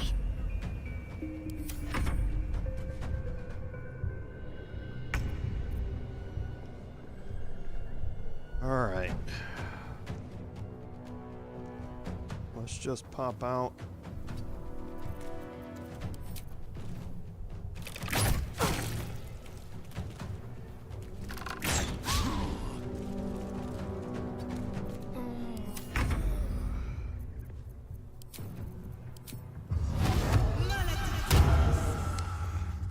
to turn off Repelling Blast for this. Smell blood.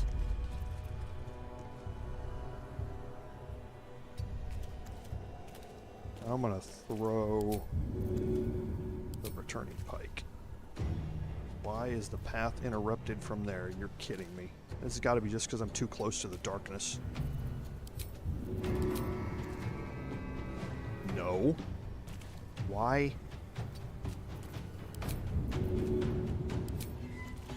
Killing me, Smalls.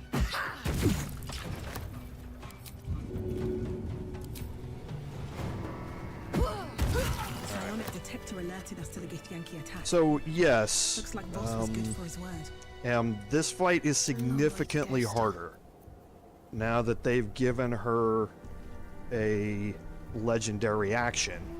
But it's hard to begin with on honor mode because of the tactician and hence honor mode bonuses that or disadvantages that you get hit with. So if we go back here, Warrior Mythal, I'm looking for where there's the Chirai. So here's what happened. So right here. So Shadowheart cast Shatter. She succeeded on a saving throw, so she's only going to take half damage. So there's the half damage. She was hit for 9. So Shadowheart killed her. Killed. Not downed. Chirai was killed while downed. So she's dead. And then the attacks went against the Raider. The Raider succeeded on the saving throw, but got Radiant Orb, Dazed, and Thunder damage. And then what is this? For some reason, Shatter healed the Chirai for 1 hit point. Vampiric Touch, though, doesn't work that way. Shatter was a ranged spell. She was dead. So there's no way for her to have gained healing from Vampiric Touch, 1, after she was dead, and 2, when it wasn't her turn to use a melee attack to do it.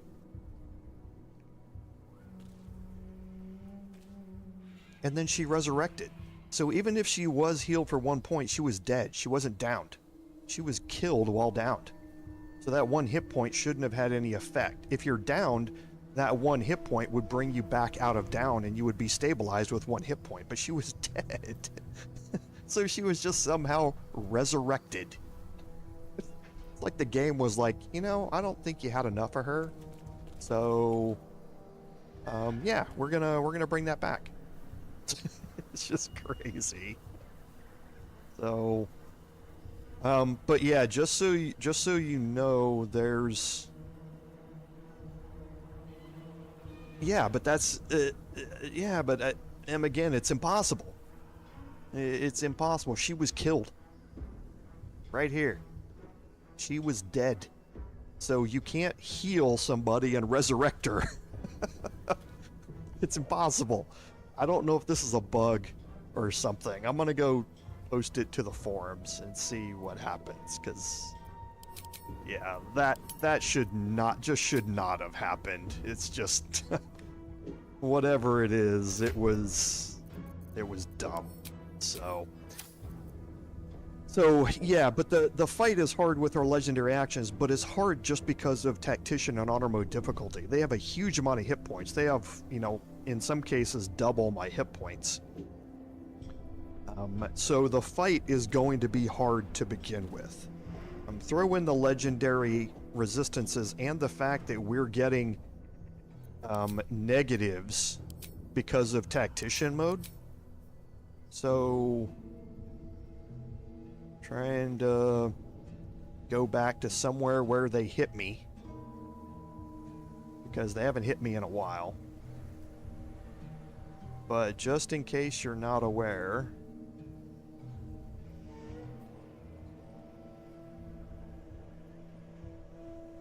right here. So this is when the Chirai attacked Karlach. Her attack roll is a 17, which is good. She got a +1 from the weapon, +4 for proficiency, and then +2 just because it's tactician difficulty. So everybody in the game is getting a +2 to hit just because of the increased difficulty level that we're on. And that's even though I have, you know, an armor class of 26, that +2 bonus from tactician difficulty means that they were able to hit me. Which, again, just makes that fight even more difficult to have. So, yeah, that's exactly right. You know, it's a +2 just because, today? you know, hey, we don't How feel many it's die tomorrow? we don't feel the game's hard enough for you.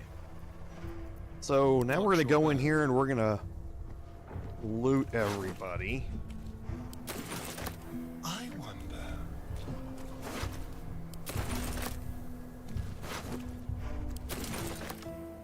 Let's be quick.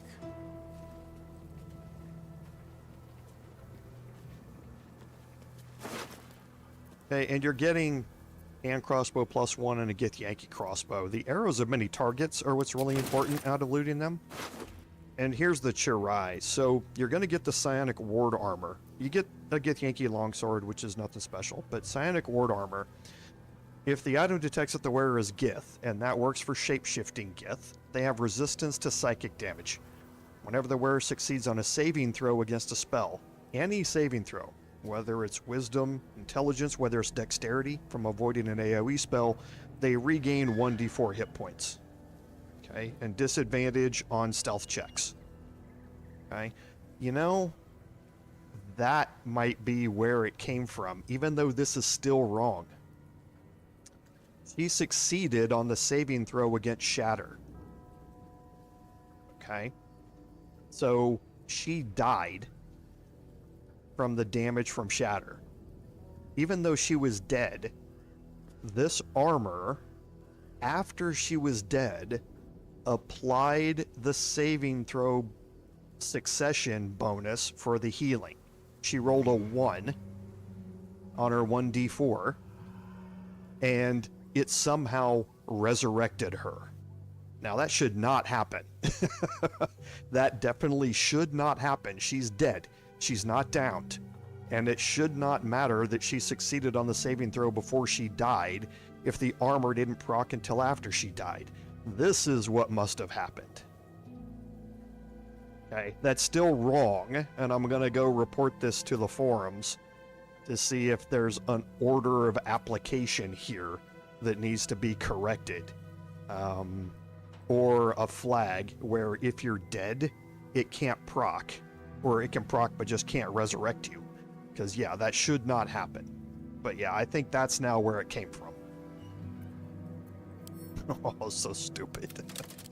So dumb. No time to rest.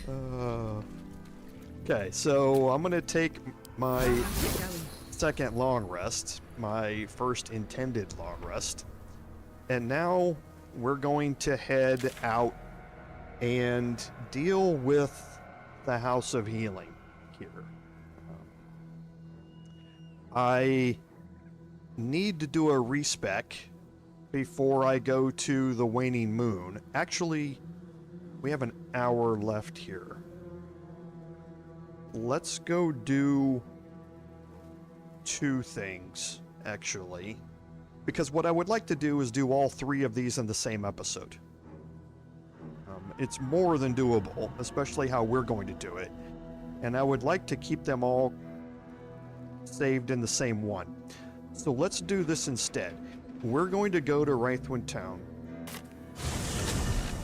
We're going to go get into a couple more fights today, just so you don't think that I'm wasting your time. What path lies before me? No, we're not going through the toll house. We need to go back north. But I would like to do... Yeah, like I say, I think after the 7... I think somebody cast... Well, they didn't... Those were not temporary hit points. So I thought somebody maybe rallied her. But that gives you temporary hit points. So I don't know. The thing was broken. Yeah, the thing was broken at the end of the day. So we're gonna go to the back of the House of Healing here.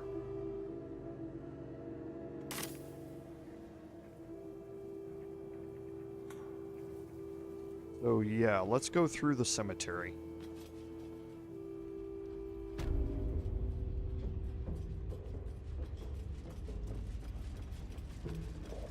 That's what we're going to do, Lord Henry. It's just we're going to come in the opposite direction first.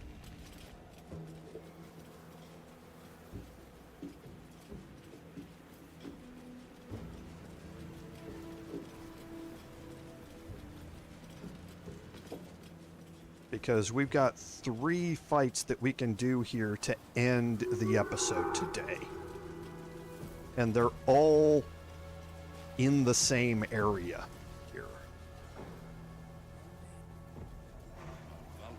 Okay, so to begin this, we're going to go up here and have a conversation.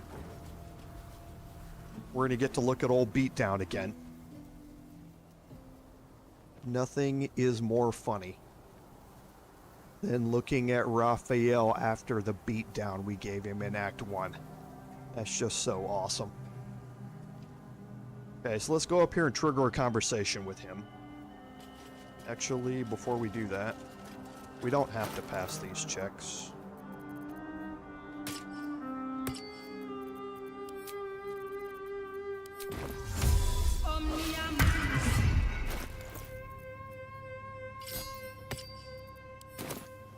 And I believe these are passive. Where am I? What's going on?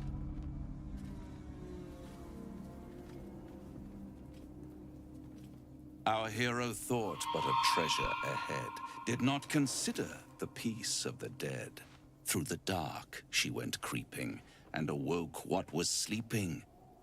A new grave they dug, which she herself fed. Ooh, spooky. Hello, Karlak. Yeah, how them bruises feeling, man? It's taking a while to heal those things up, dude.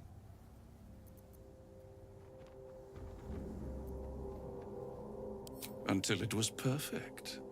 I've grown quite fond of you, you know, in my way. I thought it only fair to warn you about the dangers ahead.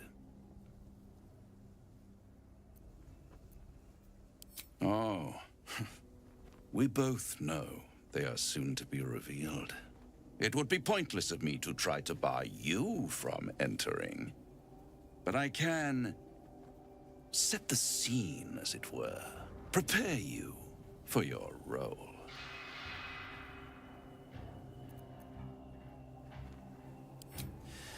There is a stage down in the dark upon which a great drama has suspended itself in time. Its actors dwell there still, mired in the languor of their long-tired scenes. If you, however, through the dark, go creeping and awake what is sleeping, chances are many more graves than yours alone will soon be fed. So here's your first check. You have a persuasion check here to make.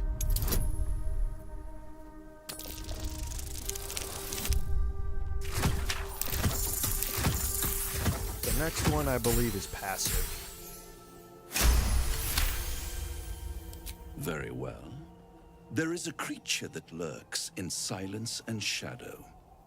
A creature who, like me, is very much of the infernal persuasion. Should it make its way out through the very doors you are about to brazenly swing open, you'll have unleashed a pestilence upon this realm. In truth, it is carnage incarnate. So if you meet the devil of which I speak, kill it. Consider no other course of action. So you should be taking everything he says with a grain of salt, but there's a lot of hints here about what's coming up. Remember, he said there were 2 players in this play. He's only telling you about the quote-unquote devil. He's not telling you about the other one. So kind of look through his words and pay attention to what he's saying. It's not actually passive. We do have a roll here for it. Well, I was bound to fail it. Oh, what do you know? This creature and I go back a long way. I admit it would be in my best interest as well should it remain trapped in the dark. Or misplace its head, perhaps? What are we talking here? Lemur? Pit fiend? Orthon? Getting warmer. Warmer. Hot. And that's the order. Lemur, Pit Fiend, and Orthon. And his response was warmer, warmer, and hot. That tells you that you're going to be dealing with an Orthon later on. Listen here, Pipsqueak. Do not underestimate this opponent. At best, you will have the blink of an eye to strike. Strike first, strike true, defy the odds, for they are distinctly in its favor. That much I owe the bastard to concede. And don't think I've forgotten your tale, Astarion. When the beast is dead, I'll consider that payment enough to translate those scars of yours. A fairer deal than I expected. You wound me, Spawn. I always deal fairly. And will close this particular deal soon enough. Vanquish the beast, and all will be revealed. Okay, now he obviously has what seems to be a personal interest in seeing something in their dead. That should also be raising your interest in why. What is he not telling you? And is it really in your best interests to see that thing dead or not? And we're going to see that play out in probably 3 weeks. Failed attempts. Actually, 2 weeks. The old remains sport Not this green coming armor week, and but the garb. week after that. What banner We did will they see that march played under? out when we venture into the mausoleum. We're not going to go in there right now, though. Long dead warriors clad in dark cloaks and fearsome armor. For what cause did they perish? Okay, we're going to do a little searching of some graves up here. And there is our Selûnite robe, which I will send to Gale. The reason I use this, it's light armor and it weighs less than normal light armors do.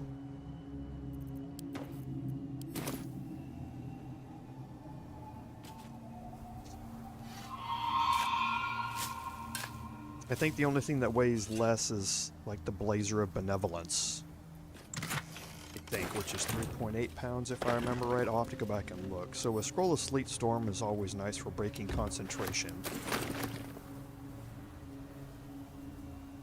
Something good here, I hope.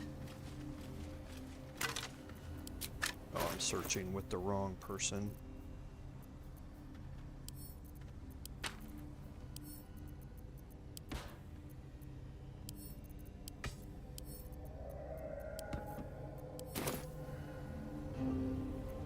Someone there?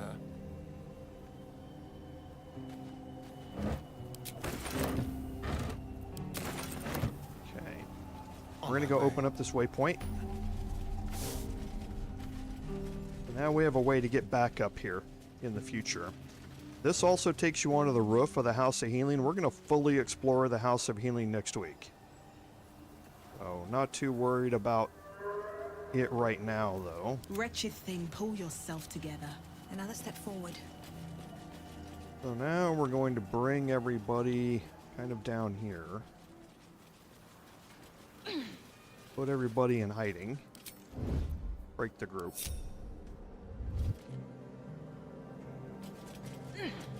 Better be cautious. Okay, and we're going to bring sea invisibility down here. A little ways. You can hold shift and walk places you might not be able to walk to. If you hold shift, I can walk out here farther onto the fragged rock. Now here I'm going to just click to go straight down. Okay, now here we're going to start getting into some detection cones. And I passed the perception check. Okay. And I found a cursed Kua-toa.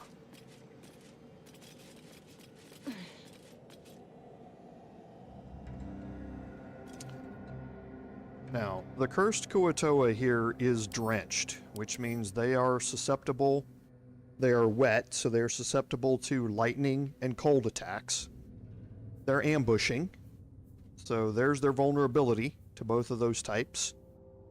They're immune to electrocution, though. Okay, so if you attack them with lightning damage, they'll take double damage, but if they're standing on a fire surface, they will not get electrocuted. And they have an additional 1d8 lightning damage to all of their attacks. This was added in with the honor mode difficulty, and it can make this fight significantly more difficult. They also have reduced hit points and strength. They can't use spells or weapon actions, which is actually pretty nice for this. So what we're going to do is we're going to start this off, and we are going to make sure that we have Repelling Blast turned off for now, because I want to see what they do. A lot of times if I'm attacking from up here, they won't even move. They will just sit there. And if that's the case, I'm going to let them. Okay, so that first attack, they got surprised, but they did not enter combat. It revealed all of them, but they're not in combat.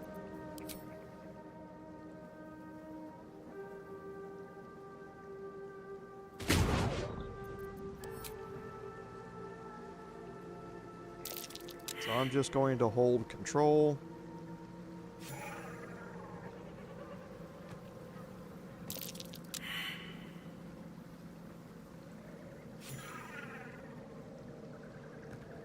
And start getting rid of them. So this is all sorts of stinky Limburger cheese. But again, I care not.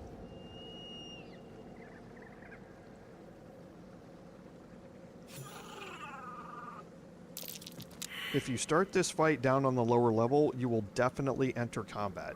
If you start it from up here, most of the time, you will not be entered into combat. How much farther can I go? I don't know why that is, but again, I simply don't care.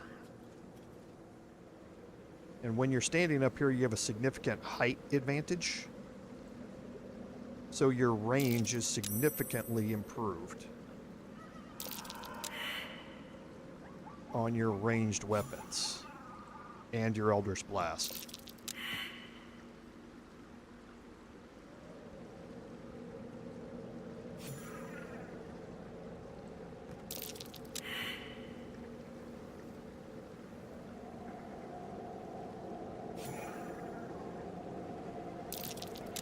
So after this set of attacks, there's going to be 3 left.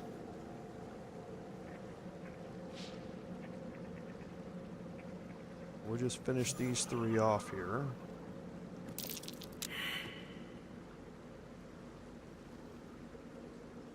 And it just takes less clicks to use my bow than it does Eldritch Blast.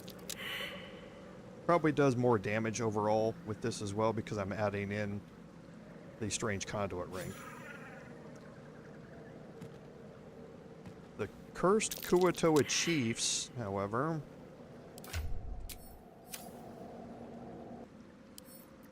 one, have a lot of hit points. Okay. But they have shocking sting and throwing lightning damage. Okay. Interesting. Don't know entirely what that means. So let's keep working on these two.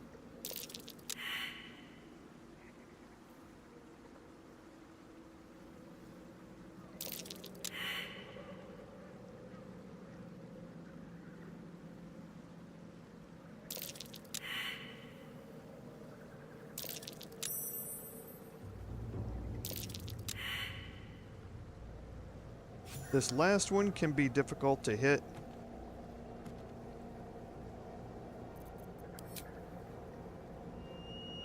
Because of the path interrupted. But there is a way to do it. I just can't remember where, honestly.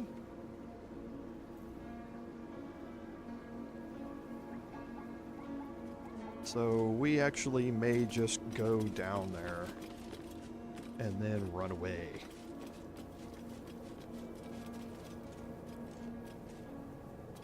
There is another one down here as well, right there. And actually, I think I can shoot them through the roof. Come to think of it. I think if I go over here, I can shoot him through the roof. Yes, I can.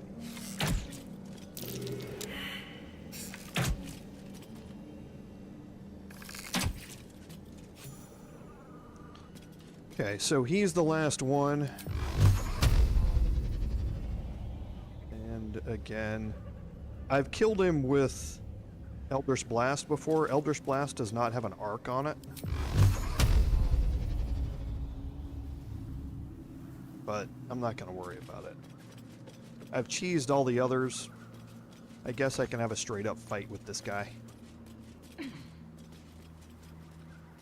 Not really interested in having a straight up fight with this guy, but I guess I can. Everything. You can make your way down this side.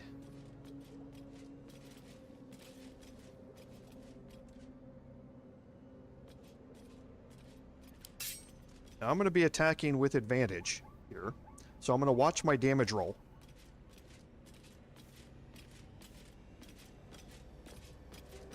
Because remember, I should be getting an additional 1d8 psychic damage, but because I'm getting 1d4, I don't think these are going to stack. So let's see what happens when I start combat here.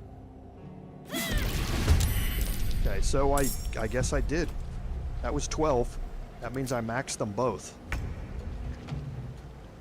Damage roll. Oh no, it was a crit. Okay, so they did. They both procced. I rolled a 6, 2d8 psychic from Render of Mind and Body, and I rolled another 6, 2d4 psychic from Strange Conduits. So those two stack up.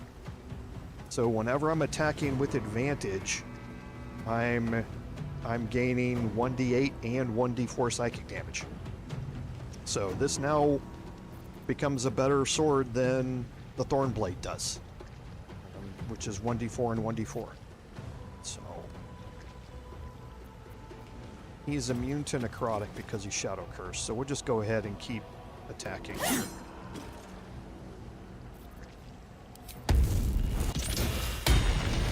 Don't expect him to hit me a lot.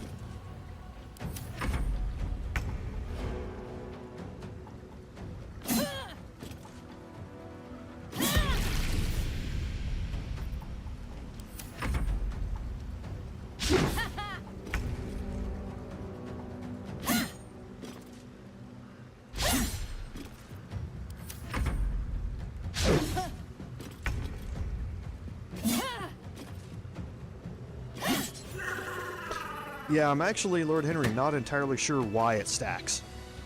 Need to find a way forward. In tabletop, that absolutely would not stack. I think this is a difference between what the game. There are two classifications for additional damage here. There's what's called a damage writer, and then there's a damage writer as a damage source. So there's DR and DRDS, or DRS, they just shorten it to. Damage writers do not stack.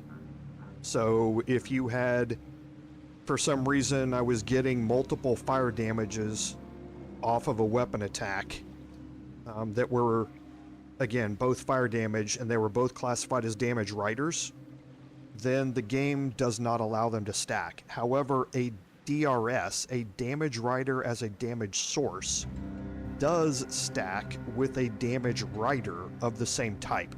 The wiki doesn't do a great job of explaining it, but again, there are two different types of additional damages that happen. And the 1d4 here is a damage writer. That's a DR. The 1d8, as M just said, must be a damage writer as a damage source, or a DRS, so that it stacks up. Now, what DRSs also do is that they allow you to proc additional damage writers again. So if you have additional fire damage that goes on, and then you proc a damage writer as a damage source, it will also re-proc the original damage writer again. So you can stack those up using DRS sources as well. So, and yeah, that's exactly what I just talked about. And I don't know if they do in honor mode or not. I haven't tested them enough, because you don't start getting DRS sources. That's a kind of a double there. A damage writer source, a damage writer as a source. But you don't normally get DRSs until you get to this point. Or not this point, but just into Act 2 for the most part. So I'm going to do some experimenting with them and see. I know that DRSs do not proc DRs of the same type. So the psychic damage that I have, that 1d8, is not going to proc the 1d4 again that I'm getting from Strange Conduit Ring. However, it might proc something like the fire damage again. So if I put the Helldust gloves on my bard and I strike with that sword, it should do 1d4 fire damage, 1d4 psychic damage. Then it's going to proc the 1d8 damage writer source, and that damage writer source will not proc the 1d4 psychic again because it's the same type, but it will proc the 1d4 fire damage again. So I'm going to do some experimenting with it, and actually we can experiment with it here coming up in a little bit. So the additional lightning damage that you saw came from the lightning jabber. This is one of the best throwing weapons that you can get at this point of the game. It's a spear, however, it does 1d4 lightning damage when you throw it. Now, on hit, it can also possibly shock your target, which means they have disadvantage on dexterity checks and saving throws. So if you're throwing AoE spells at them, they have disadvantage on that check. But the lightning jabber throw does 1d4 additional damage when you throw it. Now, this 1d4 on the lightning damage jabber is a DRS. It is a damage writer as a damage source. So what we should see is when Karlach throws it, she's going to proc her, and I'll look at it here. Let me just pick these up real quick. Because there is a painted chest down here as well. Oh, Elixir of Bloodlust is nice. I'll take that. And we need to probably get rid of these. Yes. And I'll bring everybody down here.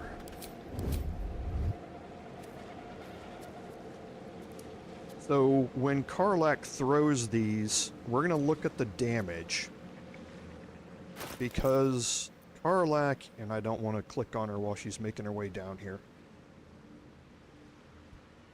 I wasn't planning on spending so much time explaining DRS and DRs to everybody, but do want to take a look at it. Because Karlach has the Caustic Band. This is a DR. The 2 acid damage is a damage writer. So if she throws the Lightning Jabber, she should get +2 on the throwing damage. Then it will proc the 1d4 lightning damage, and that is a DRS, so it should proc the acid damage again. And that's kind of what I want to test out.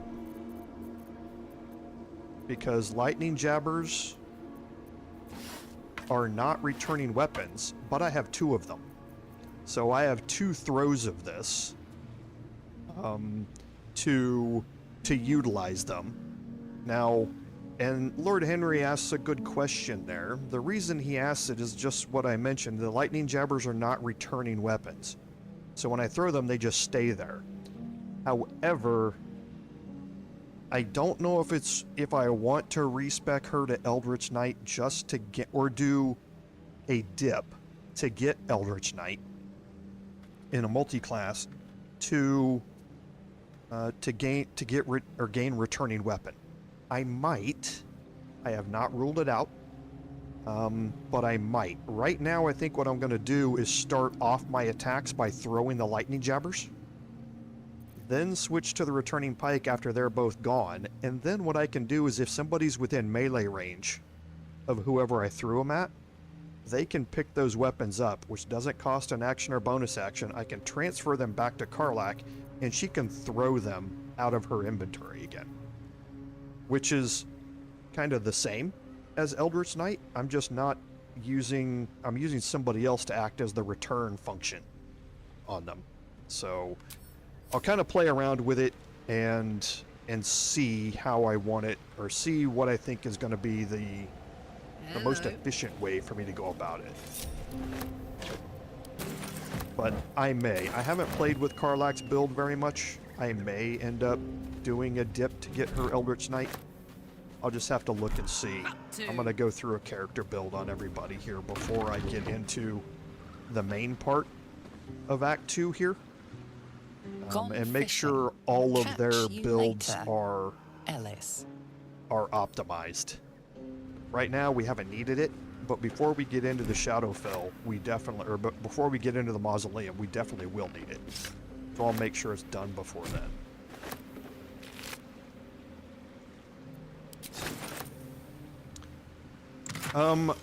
Elemental damage does not proc. The elemental damage from the Drakethroat Glaive does not proc on thrown attacks. And? So it can't stack with anything. Now, what would be interesting is because the DRS, or the Lightning Jabber is a DRS, maybe, since it's a damage source, it would then proc the elemental damage from the Drakethroat Glaive. Let's get going. But I know on the main throwing attack, it does not proc They should all be the Drakethroat Glaive elemental weapon. Yeah, on thrown attacks, it doesn't proc it. Attention. But the Lightning Jabber's different because this is the first thrown weapon that we have that has a DRS in it. Soldier? So maybe it will. And I don't know...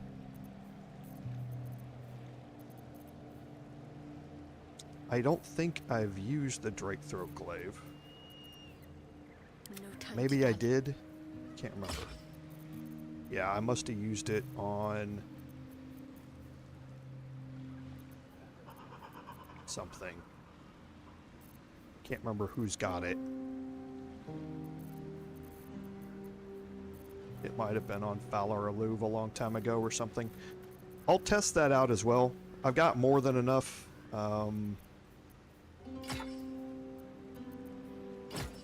food for as many long rests as I want, but I'll test it out. We're going to watch her damage here as we go through.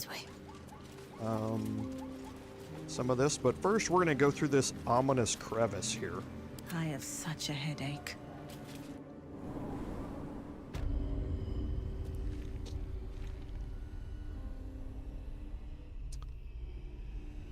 Light on my feet.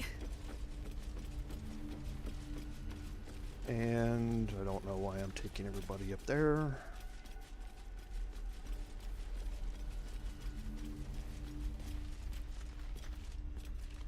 There's a backpack and a torch here.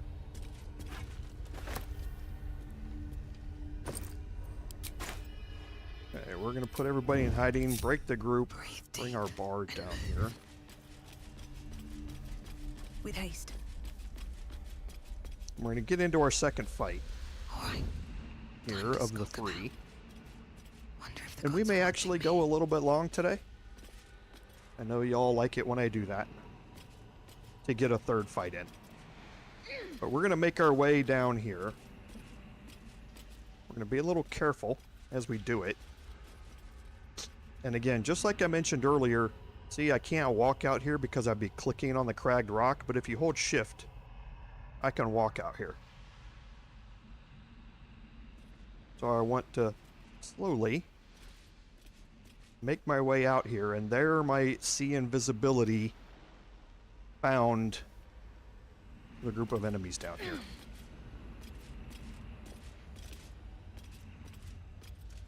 Now, before I do this, I want to make sure that my repelling blast is back on.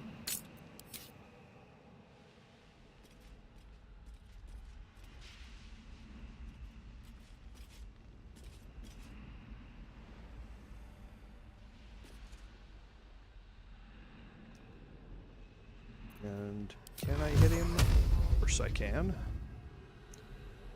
But what I'm going to do is I'm going to go into turn-based mode.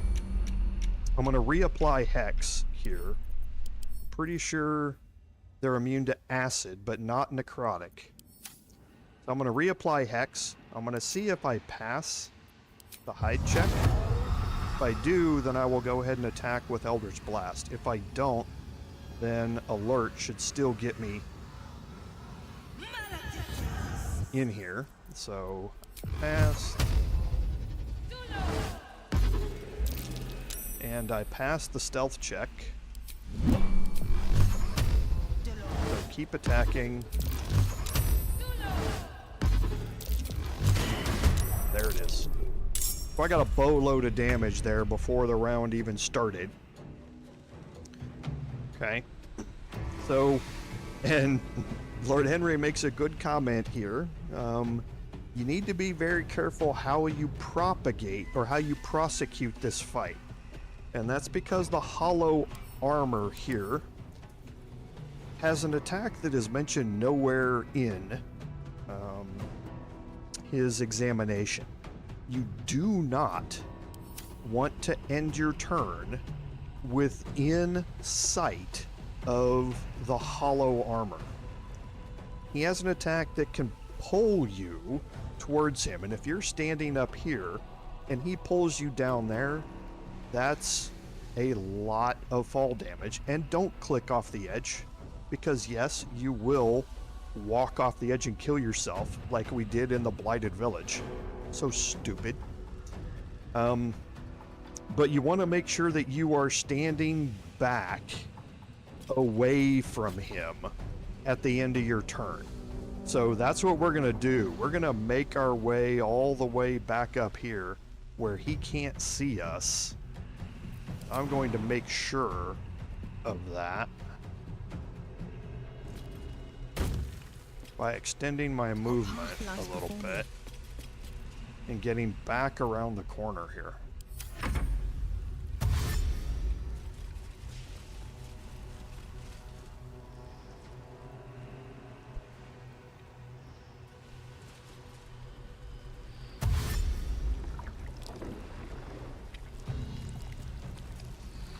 I love how the oozes go up ladders and stuff. And this is actually true in tabletop. They can't climb ladders, but they can climb walls in tabletop. Oh, he's going to stay down there. Awesome. I like that. Okay, so now, again, if you're going to do something, you need to move out and move back. Now, I'm going to actually fly here. I'm going to activate flight for 10 turns. Okay, and now you can see my movement to move out here uses about a third. If I click out here, it uses 3/4.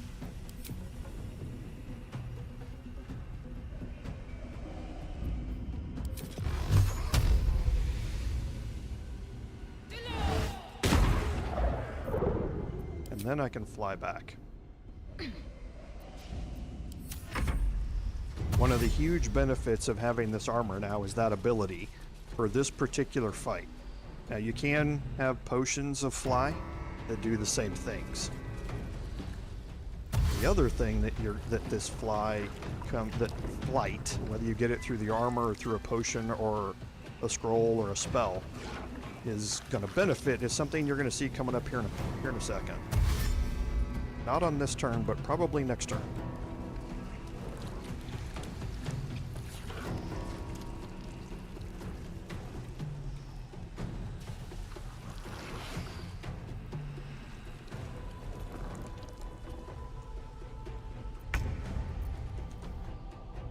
Okay, so I'm going to fly out here. I'm going to get rid of this one. This should end him. And I can knock the hollow armor back down, take some fall damage here, hopefully, if it hits. Okay, so it missed, but it did kill that one. I'm going to reapply Hex. And again, move around the corner so he can't see me.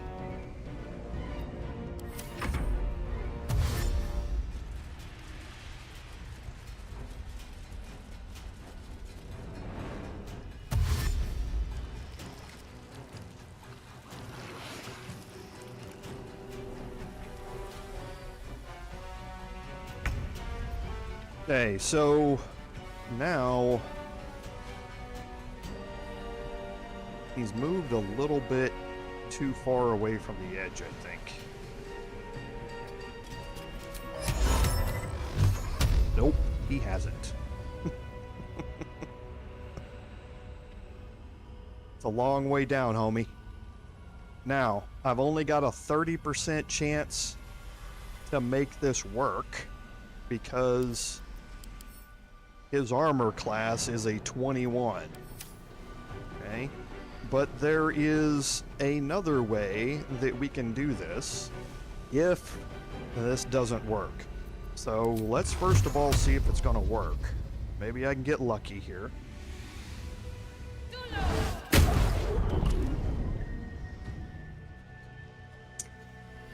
And it's as easy as that. Wasn't expecting actually a 30% chance to hit, but it did. So it knocked him all the way down there. He died, and a shadow resurrected in his place. Okay. So now I have the fetid ooze here. Now the fetid oozes are much more dangerous with a ranged attack that they have than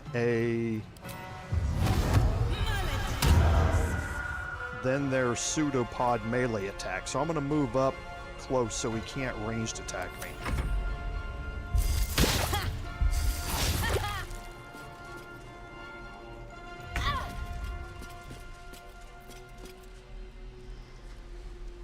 And now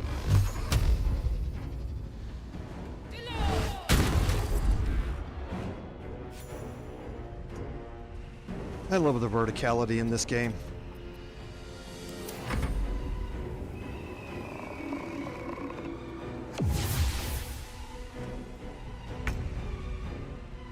Okay, now this one is a little bit difficult because I don't think I'm going to be able to get attacks on him down there. So there is acid here, and this is why I assume Lord Henry was asking me about Mantharo's boots. Oh no, that was because of not being able to be moved against your will. No, I get around it other ways, like I said, by doing this. Not too worried about acid. Acid itself does not cause damage. It just lowers my armor class. Because I want to drag them both up here. If I can get some damage while they're moving, more power to me.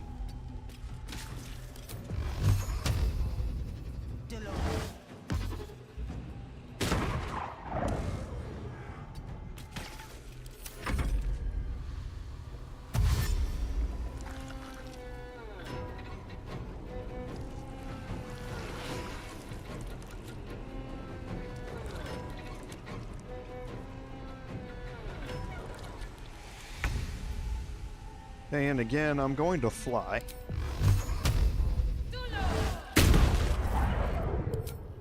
Get myself out of line of sight from his ranged attack.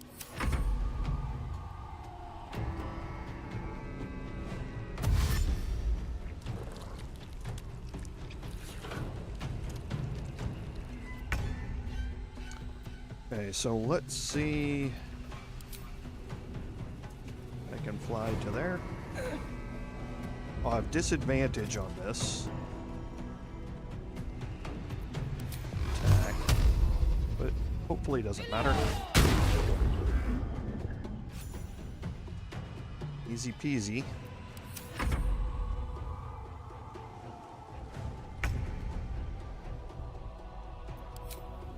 We're gonna try and drag the shadow up here.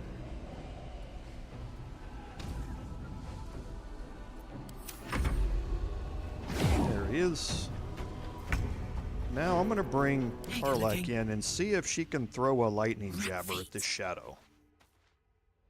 Like I say, I'm anxious to see what the damage sources do here.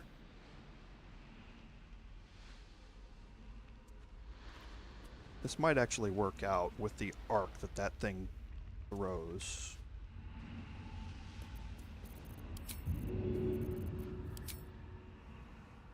So here we go. Let's look at what the damage sources say here.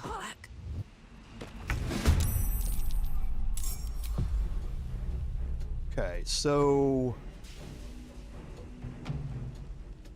it's resistant to acid.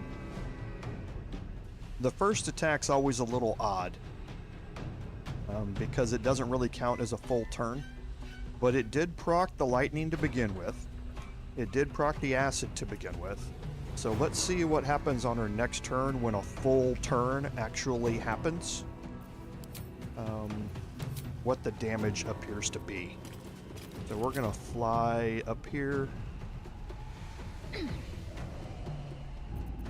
Again, drag the shadow with us. Oh, okay, if you want to stay down there. I didn't expect that.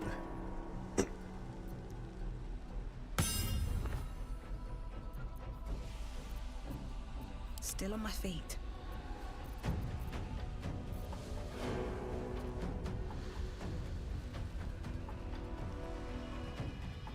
One day, I'll catch a break. Let's bring him back out. Let's go.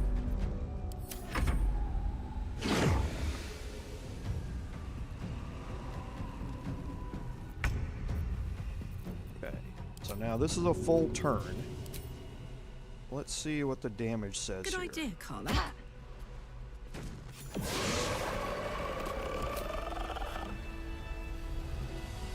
Okay, so yeah, it did not re-proc the acid damage.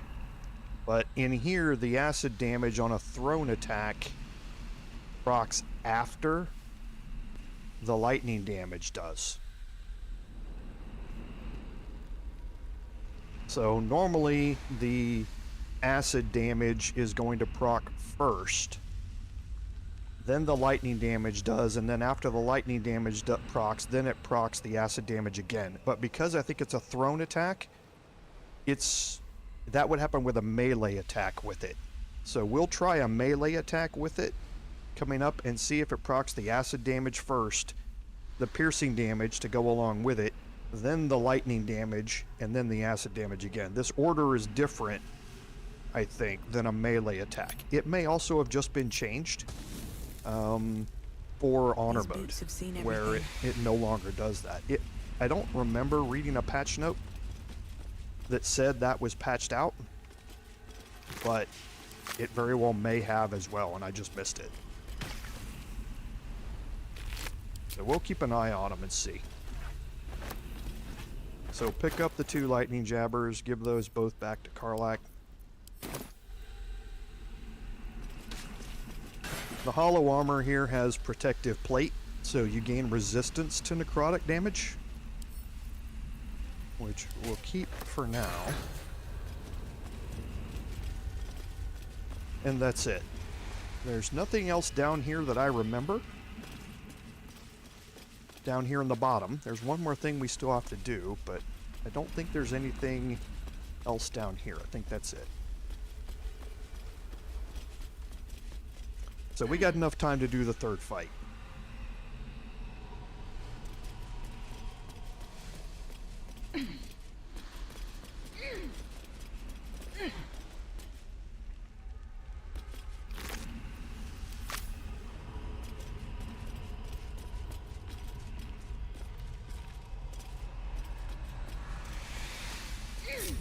Can't risk being in open view. So we're going to bring Astarion down here. Well, hello. And Tread Astarion's going to come right to the very edge of this thing and see if he can jump across here, and he can.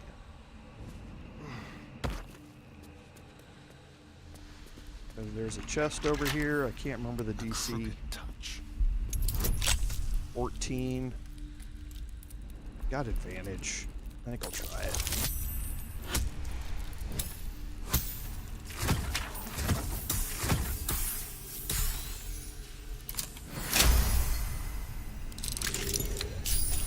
And in here you get the Flesh Melter Cloak. So whenever a creature deals melee damage to the wearer, that creature takes 1d4 acid damage in return.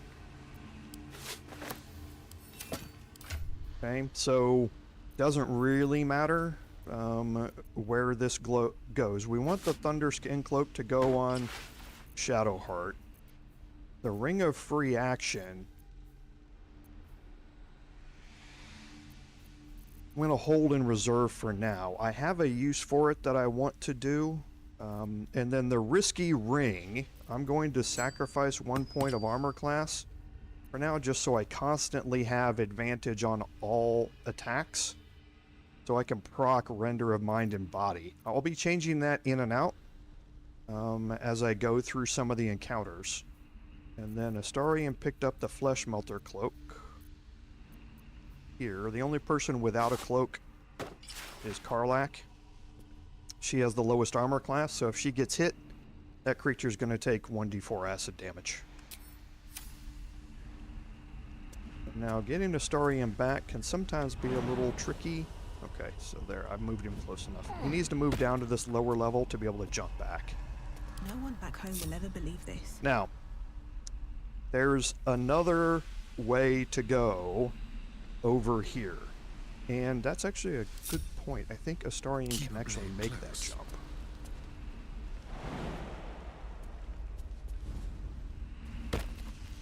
With his 21 strength. Can.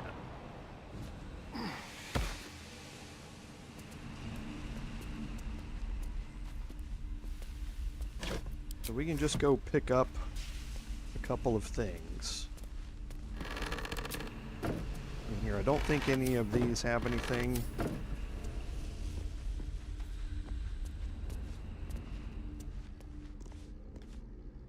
Ooh, this could be... You know, I didn't think about it. I've never done this way. But you know what? We might as well. I mean, why not? We're super deep in the cheese already, right? I mean, why not go full Stilton here? Let's prowl. Now, Astarion does not have alert. Right, he's got Tavern Brawler. So, I need to be a little careful here on how I do this. Can I get an attack on him? I can. Perfect. They won't see me coming. Okay, so I got a surprise round, which certainly helps with this. So, these are zombies, and some of them are standing on vents. So once they move, the vents are going to release a poison cloud.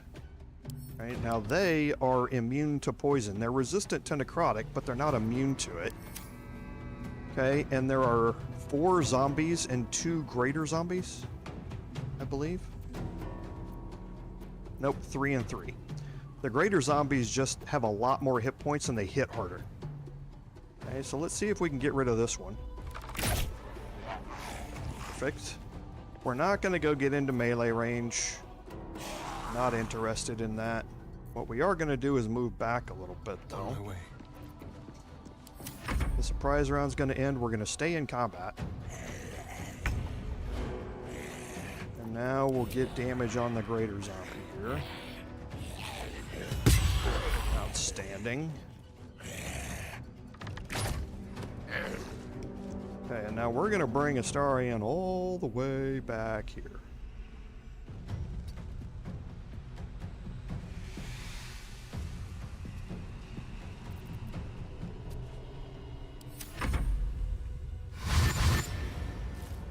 There's all the poison clouds. We'll be able to deal with those here in a little bit. Oh, he blocked up the door, so nobody's able to get through it. Nice. I like that. Thank you. Being in the military, I love choke points. Funneling the enemy where you need to go so they can only attack you one at a time.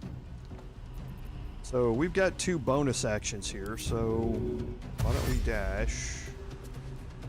See if we can get back within range. To the death. Outstanding. And I don't want to be hidden.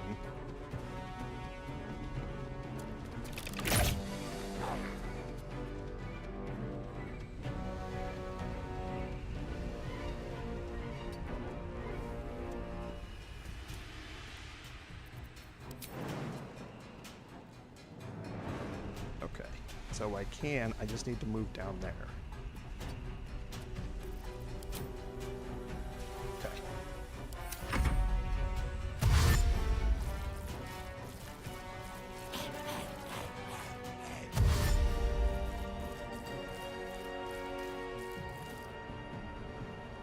Should be able to get one more set of attacks.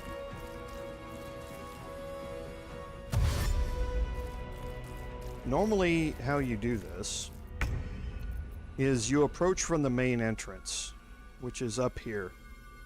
You can fight in this doorway and cast darkness right there at the doorway. None of them can see in darkness, and you can just fight everybody right there in the doorway. That's not nearly as cheesy as this, but again, if I'm gonna go cheese, might as well go full on cheese. I don't want to kill anybody and go into invisibility because I don't want the combat to end.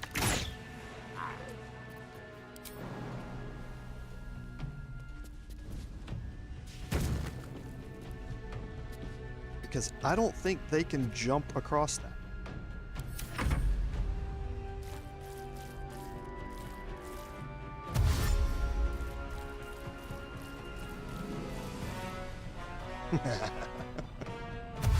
They can.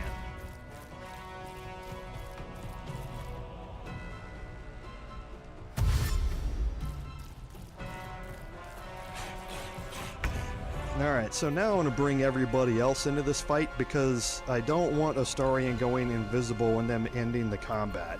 So, everything is clear. Because we have plenty of options to get across this. So I'm not sure if an Elder's Blast will reach across there. Oh, it will. So let's reapply X. They're not immune to necrotic damage, they're just resistant to it. So, might as well throw it in. And now it doesn't matter if Astarion goes invisible or not.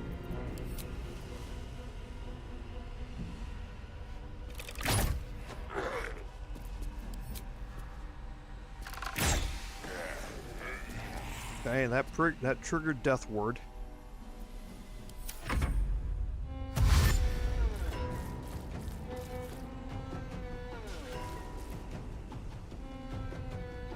It's so easy being cheesy.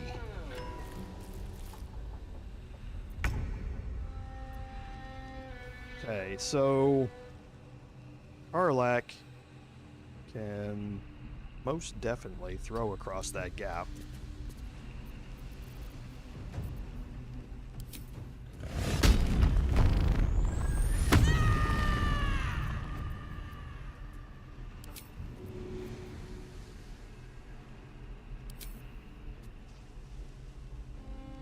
Easy as.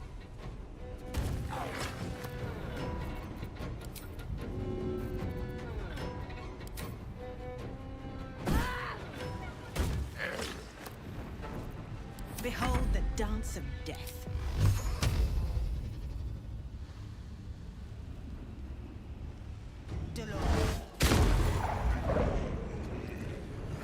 I didn't reapply Hex before that. Shadowheart's not going to get to do a whole lot here. Again, if she had the Sacred Flame cantrip, it might reach across there, but well, I'm going to take a long rest with her anyway. Right? I mean, can't reach there. Ooh, I can't reach there. Oh, come on. I'm like 2 pixels, man.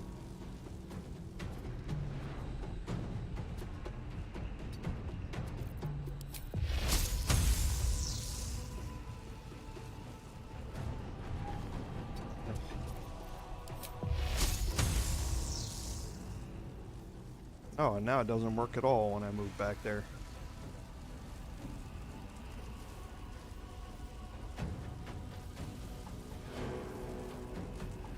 Alright, well, I'll keep that in mind.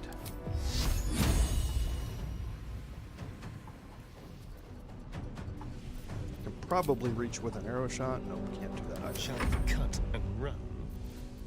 See if I can proc his Death Ward. And I did.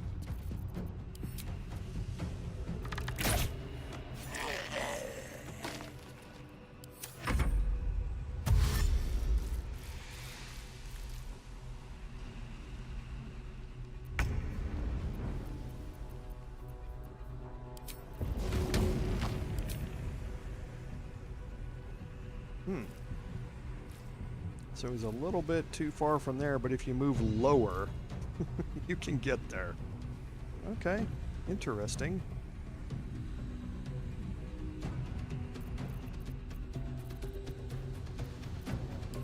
And we'll throw the returning pike just That's it. to make sure everything's coming back.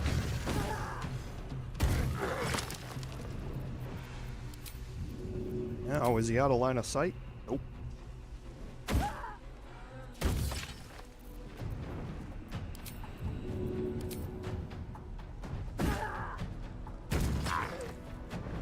Where do I go from here?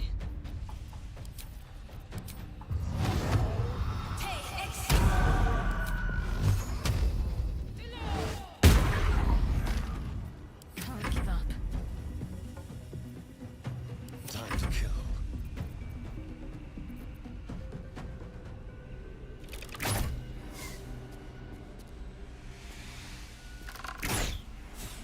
Two misses. Astarion, you're disappointing me.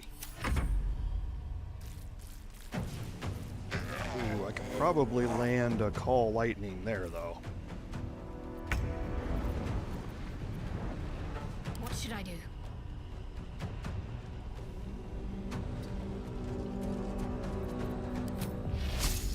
Ooh, I can.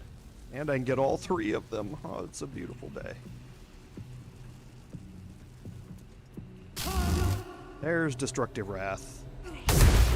Ooh. Oh, it procced all of them.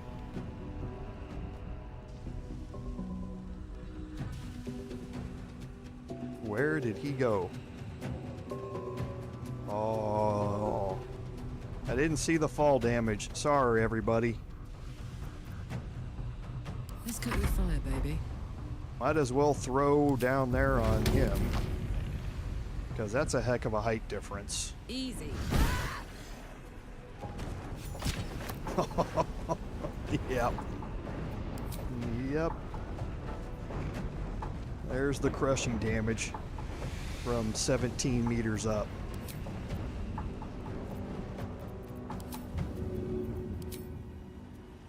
Can I hit up here? Oh, wow. Throwing stuff is just OP.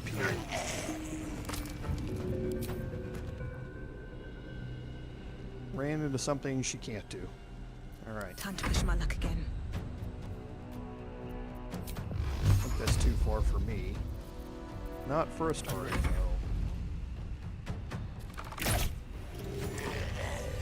Perfect. Now what I'm gonna do is take Shouldn't have Araj wished to and live in Shadow more Heart. interesting times. Dream in red. Let's go up to the Grand Mausoleum waypoint.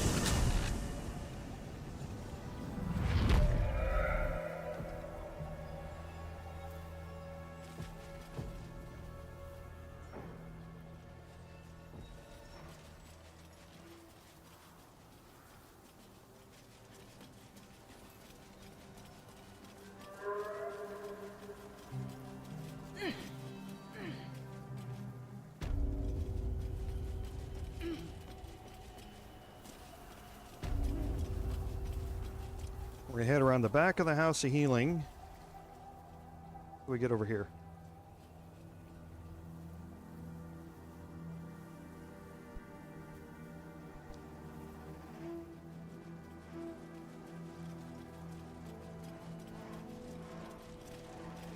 We'll go a few minutes long just because I want to clear this out.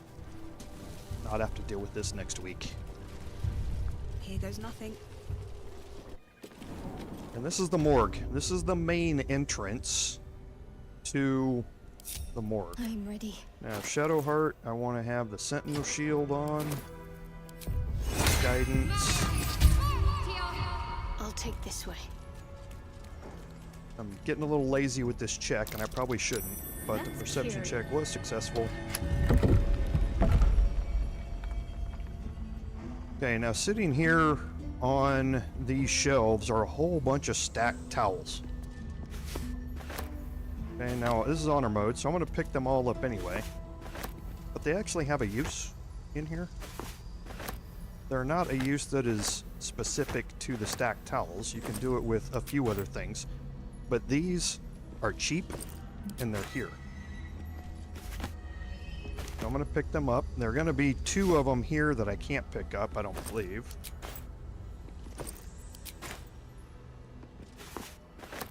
Yep. Out of reach, but I can throw them onto the ground.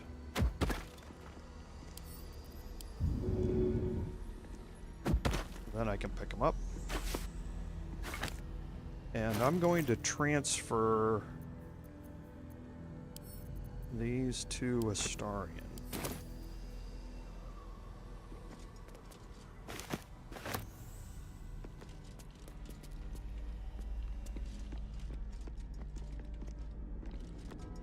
Okay, and here's some more stuff that we can search.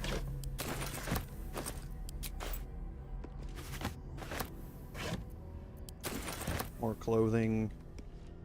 More towels. More trash. But there is something useful in here too.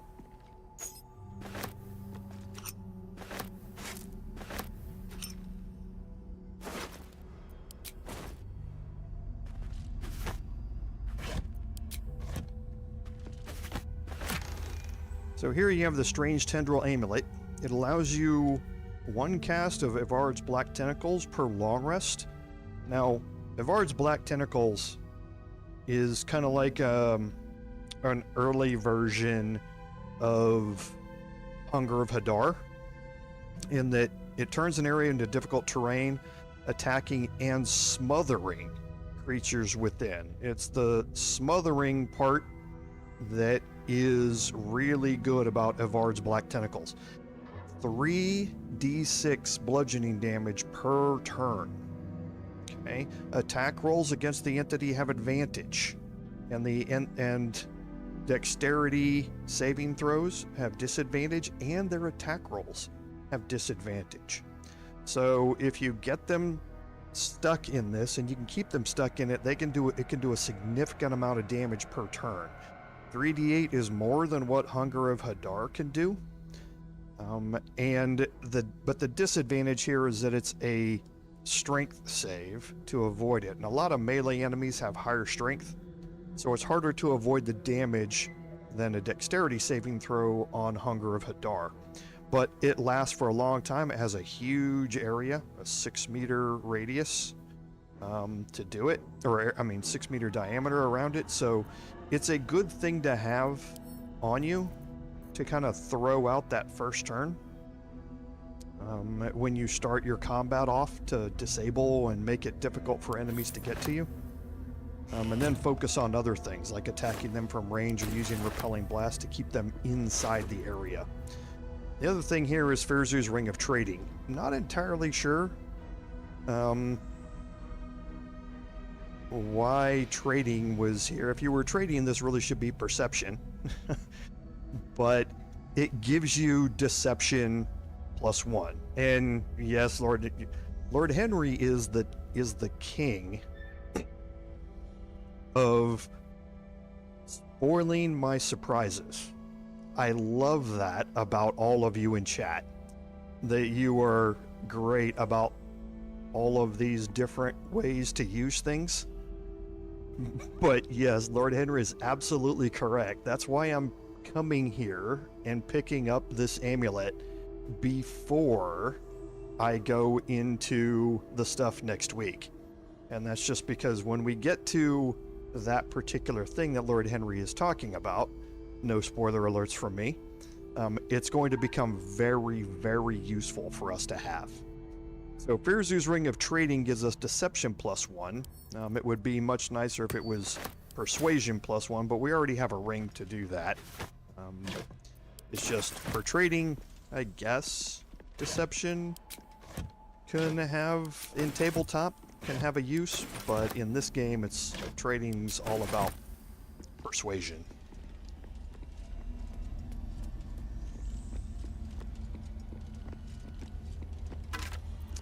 So there is a note around here. I think it's up here. Yes. Let's see. There's a notice up here.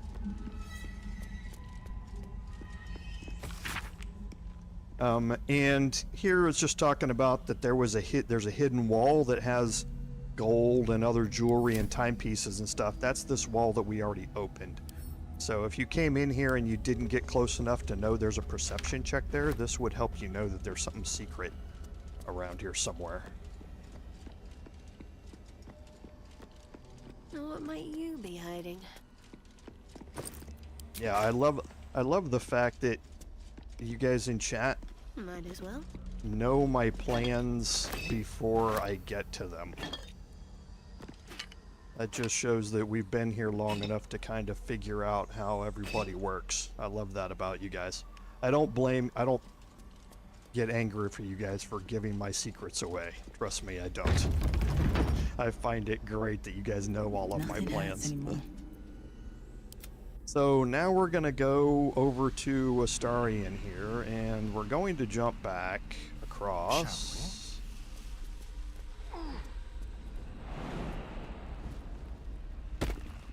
I don't think the zombies have anything on them. Oh, the greater zombies do.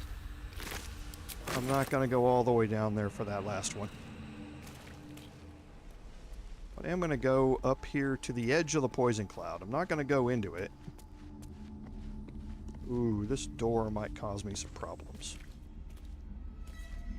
So the vent here, I'm going to take the stacked towels And I'm gonna throw... Oh, I knew that door was gonna cause me a problem.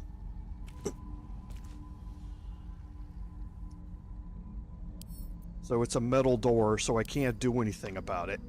Ooh, that upsets me. Well, I'll just step into it and take the damage.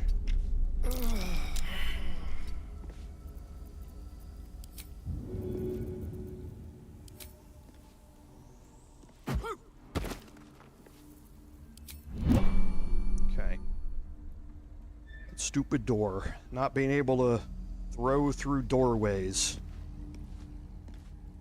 So, the stacked towels have a use here. And that you can throw them on top of the vents. Now, it doesn't entirely get rid of the poison clouds. You can see that there's little pockets of it around here.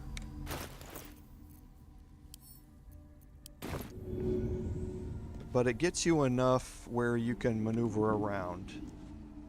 So, there's another one right there.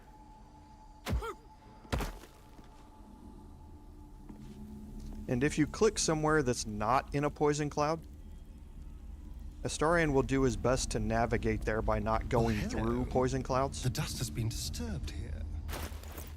Kind of like the old trick that everybody used to do in the Gauntlet of Shar, which they have now patched, by the way.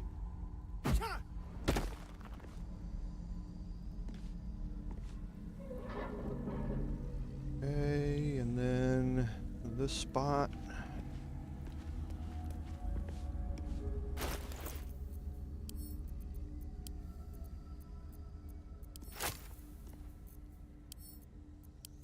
And there's one more vent right there.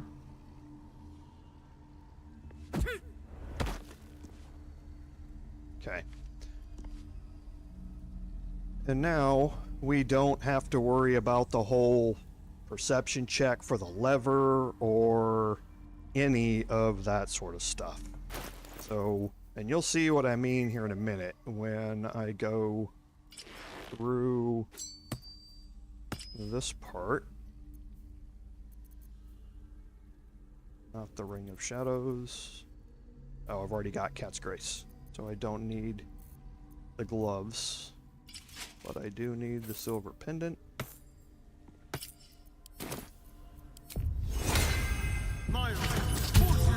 And there are some places where you can't avoid the poison clouds.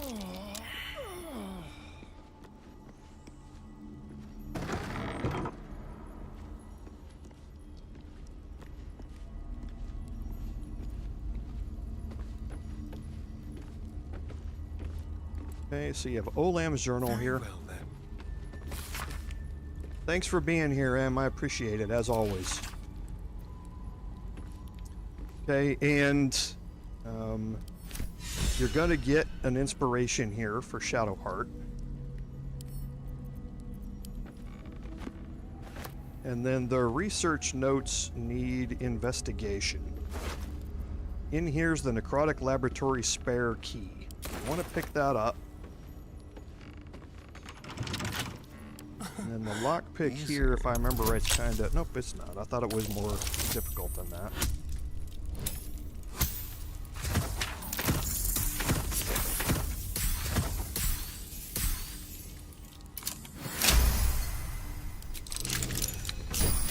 And in here you get Bided Time. The wearer gains arcane charge whenever they are hit by a melee attack. So this is one of the 3 arcane charge items. We've already seen another one. So while threatened, the affected entity has a +2 bonus to damage with spells. Lord Henry alluded to this a little bit earlier. There is a use for arcane charge.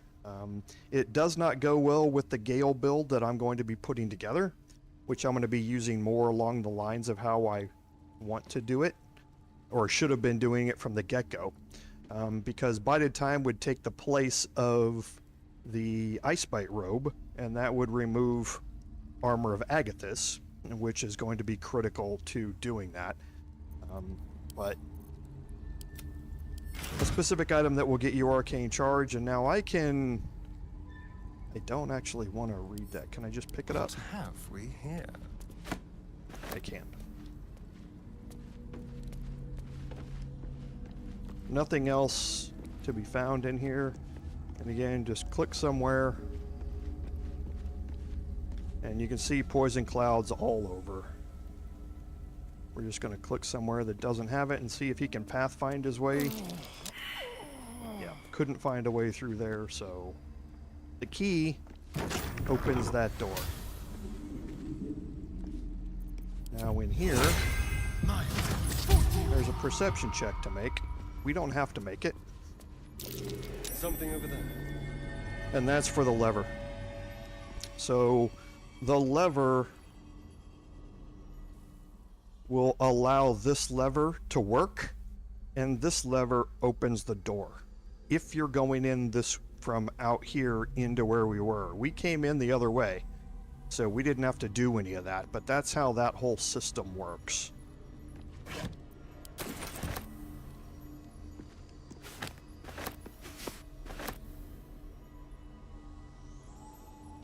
There's Carabasan's poison in here. Carabasan's is really nice. You have to make a Constitution saving throw or become paralyzed for 10 turns. Every turn you get to make a new con saving throw, though. And I don't want to pick that up, or I don't want to read that either.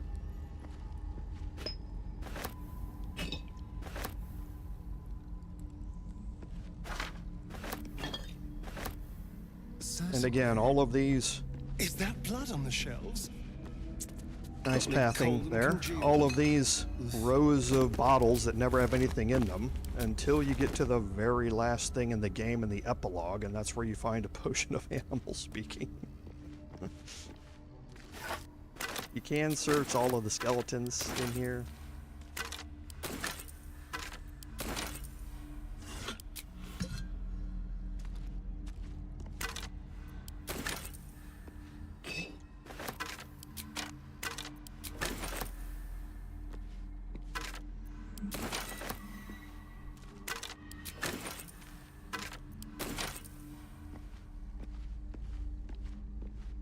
And then we want to get ready for another perception check. We'll go do that before we do this. Be careful. And we perceive the trap.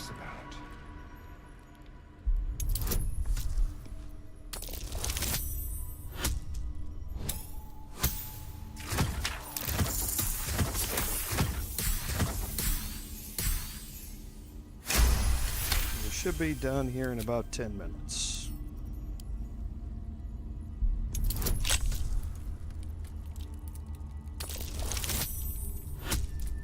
Yeah, I know. It's one of those things, Lord Henry, where they fool you into they lull you into a pattern. And then you go and you find a key hidden in one of them somewhere, like you did in, at Joaquin's Rest and that sort of stuff. In here is the Eversight ring, and this is one of the key things that we need to have as we go into the next few episodes. I've already shown you how important fighting in darkness is, especially in boss fights. And we're going to take advantage of that, but right now we're not at a high enough level where we can necessarily get a lot of our builds to work by taking a 2-level Warlock dip. The Eversight ring, and there are some builds that don't work with a 2-level Warlock dip. So the Eversight ring is our first way that we're going to get to give somebody the ability to see in this darkness spell without having Devil's Sight. And this is going to be key to us as we move forward through the rest of Act 2.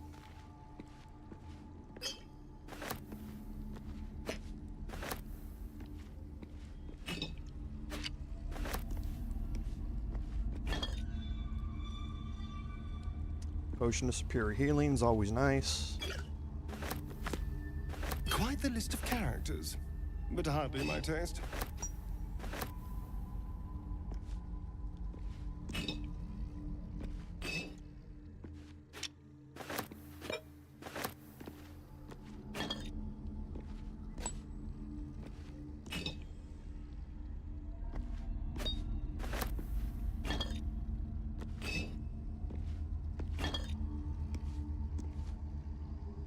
Okay, and the last side is over here.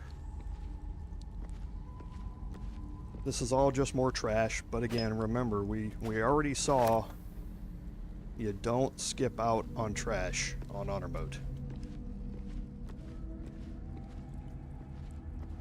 Got a bottle here.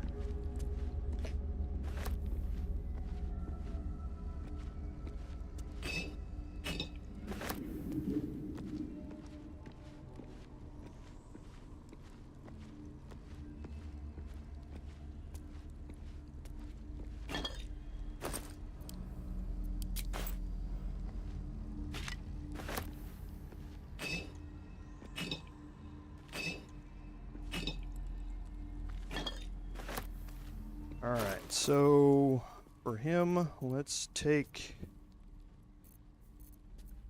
all of this, and that should get everybody back where they need, and now I'll just group everybody up back here, and Astarion should come running back.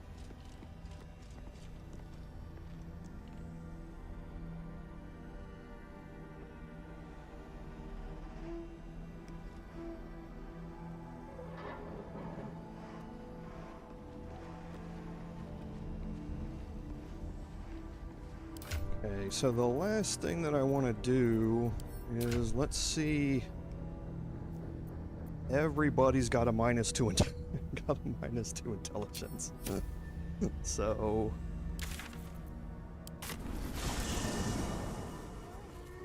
go ahead back here real quick. This will be the last thing that we do today.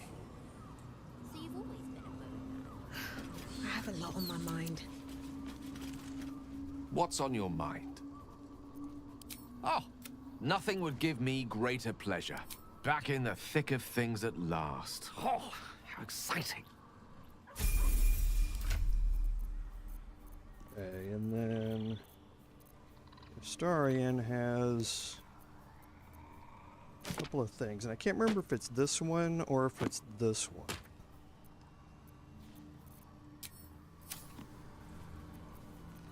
Don't touch me. Mine. Let me work my magic.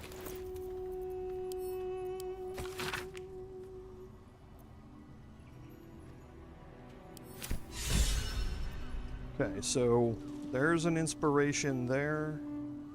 I think that's the one that I wanted. I don't think it's this one. Oh, yeah, it's...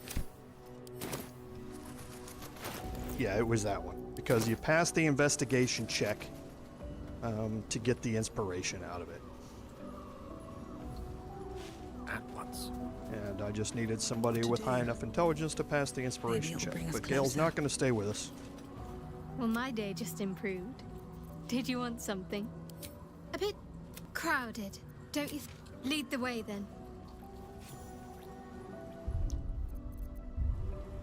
Okay, and we are going to save right here. What we're going to do to start our next week is we're going to take a long rest. We are definitely going to get that knocked out. We need to have another cutscene that's going to happen here at camp when we do it. We're going to sell all of these items, and then we're going to start...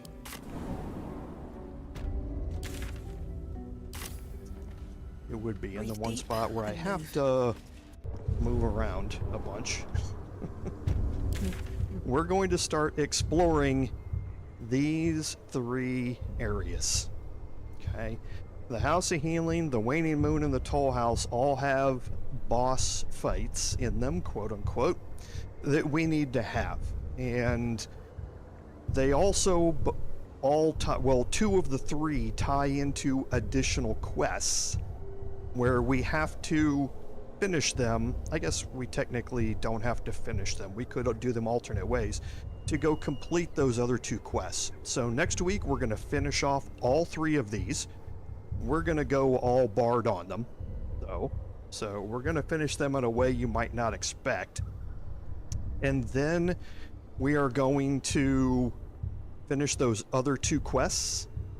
And that's going to lead us into and finishing one of those quests is going to lead us into a big encounter that we're going to have back here. And that should take most of the stream next week. After that is done, we will spend a little bit of time doing final preparations and respecs. So we're going to do some respecs on our characters next week. And then we will move into the Grand Mausoleum up here to start dealing with Shadowheart's questline. So there's going to be some exciting stuff that comes up next week. So I'll be happy to show you some of the boss encounters that we're going to deal with. So as always, thank you all for being here. Your support means everything to me, especially after this year of being with the 2 additional live streams. Because as I've said before, without your support, none of this would be possible. This is Commander Jorval saying, until next time, fare thee well.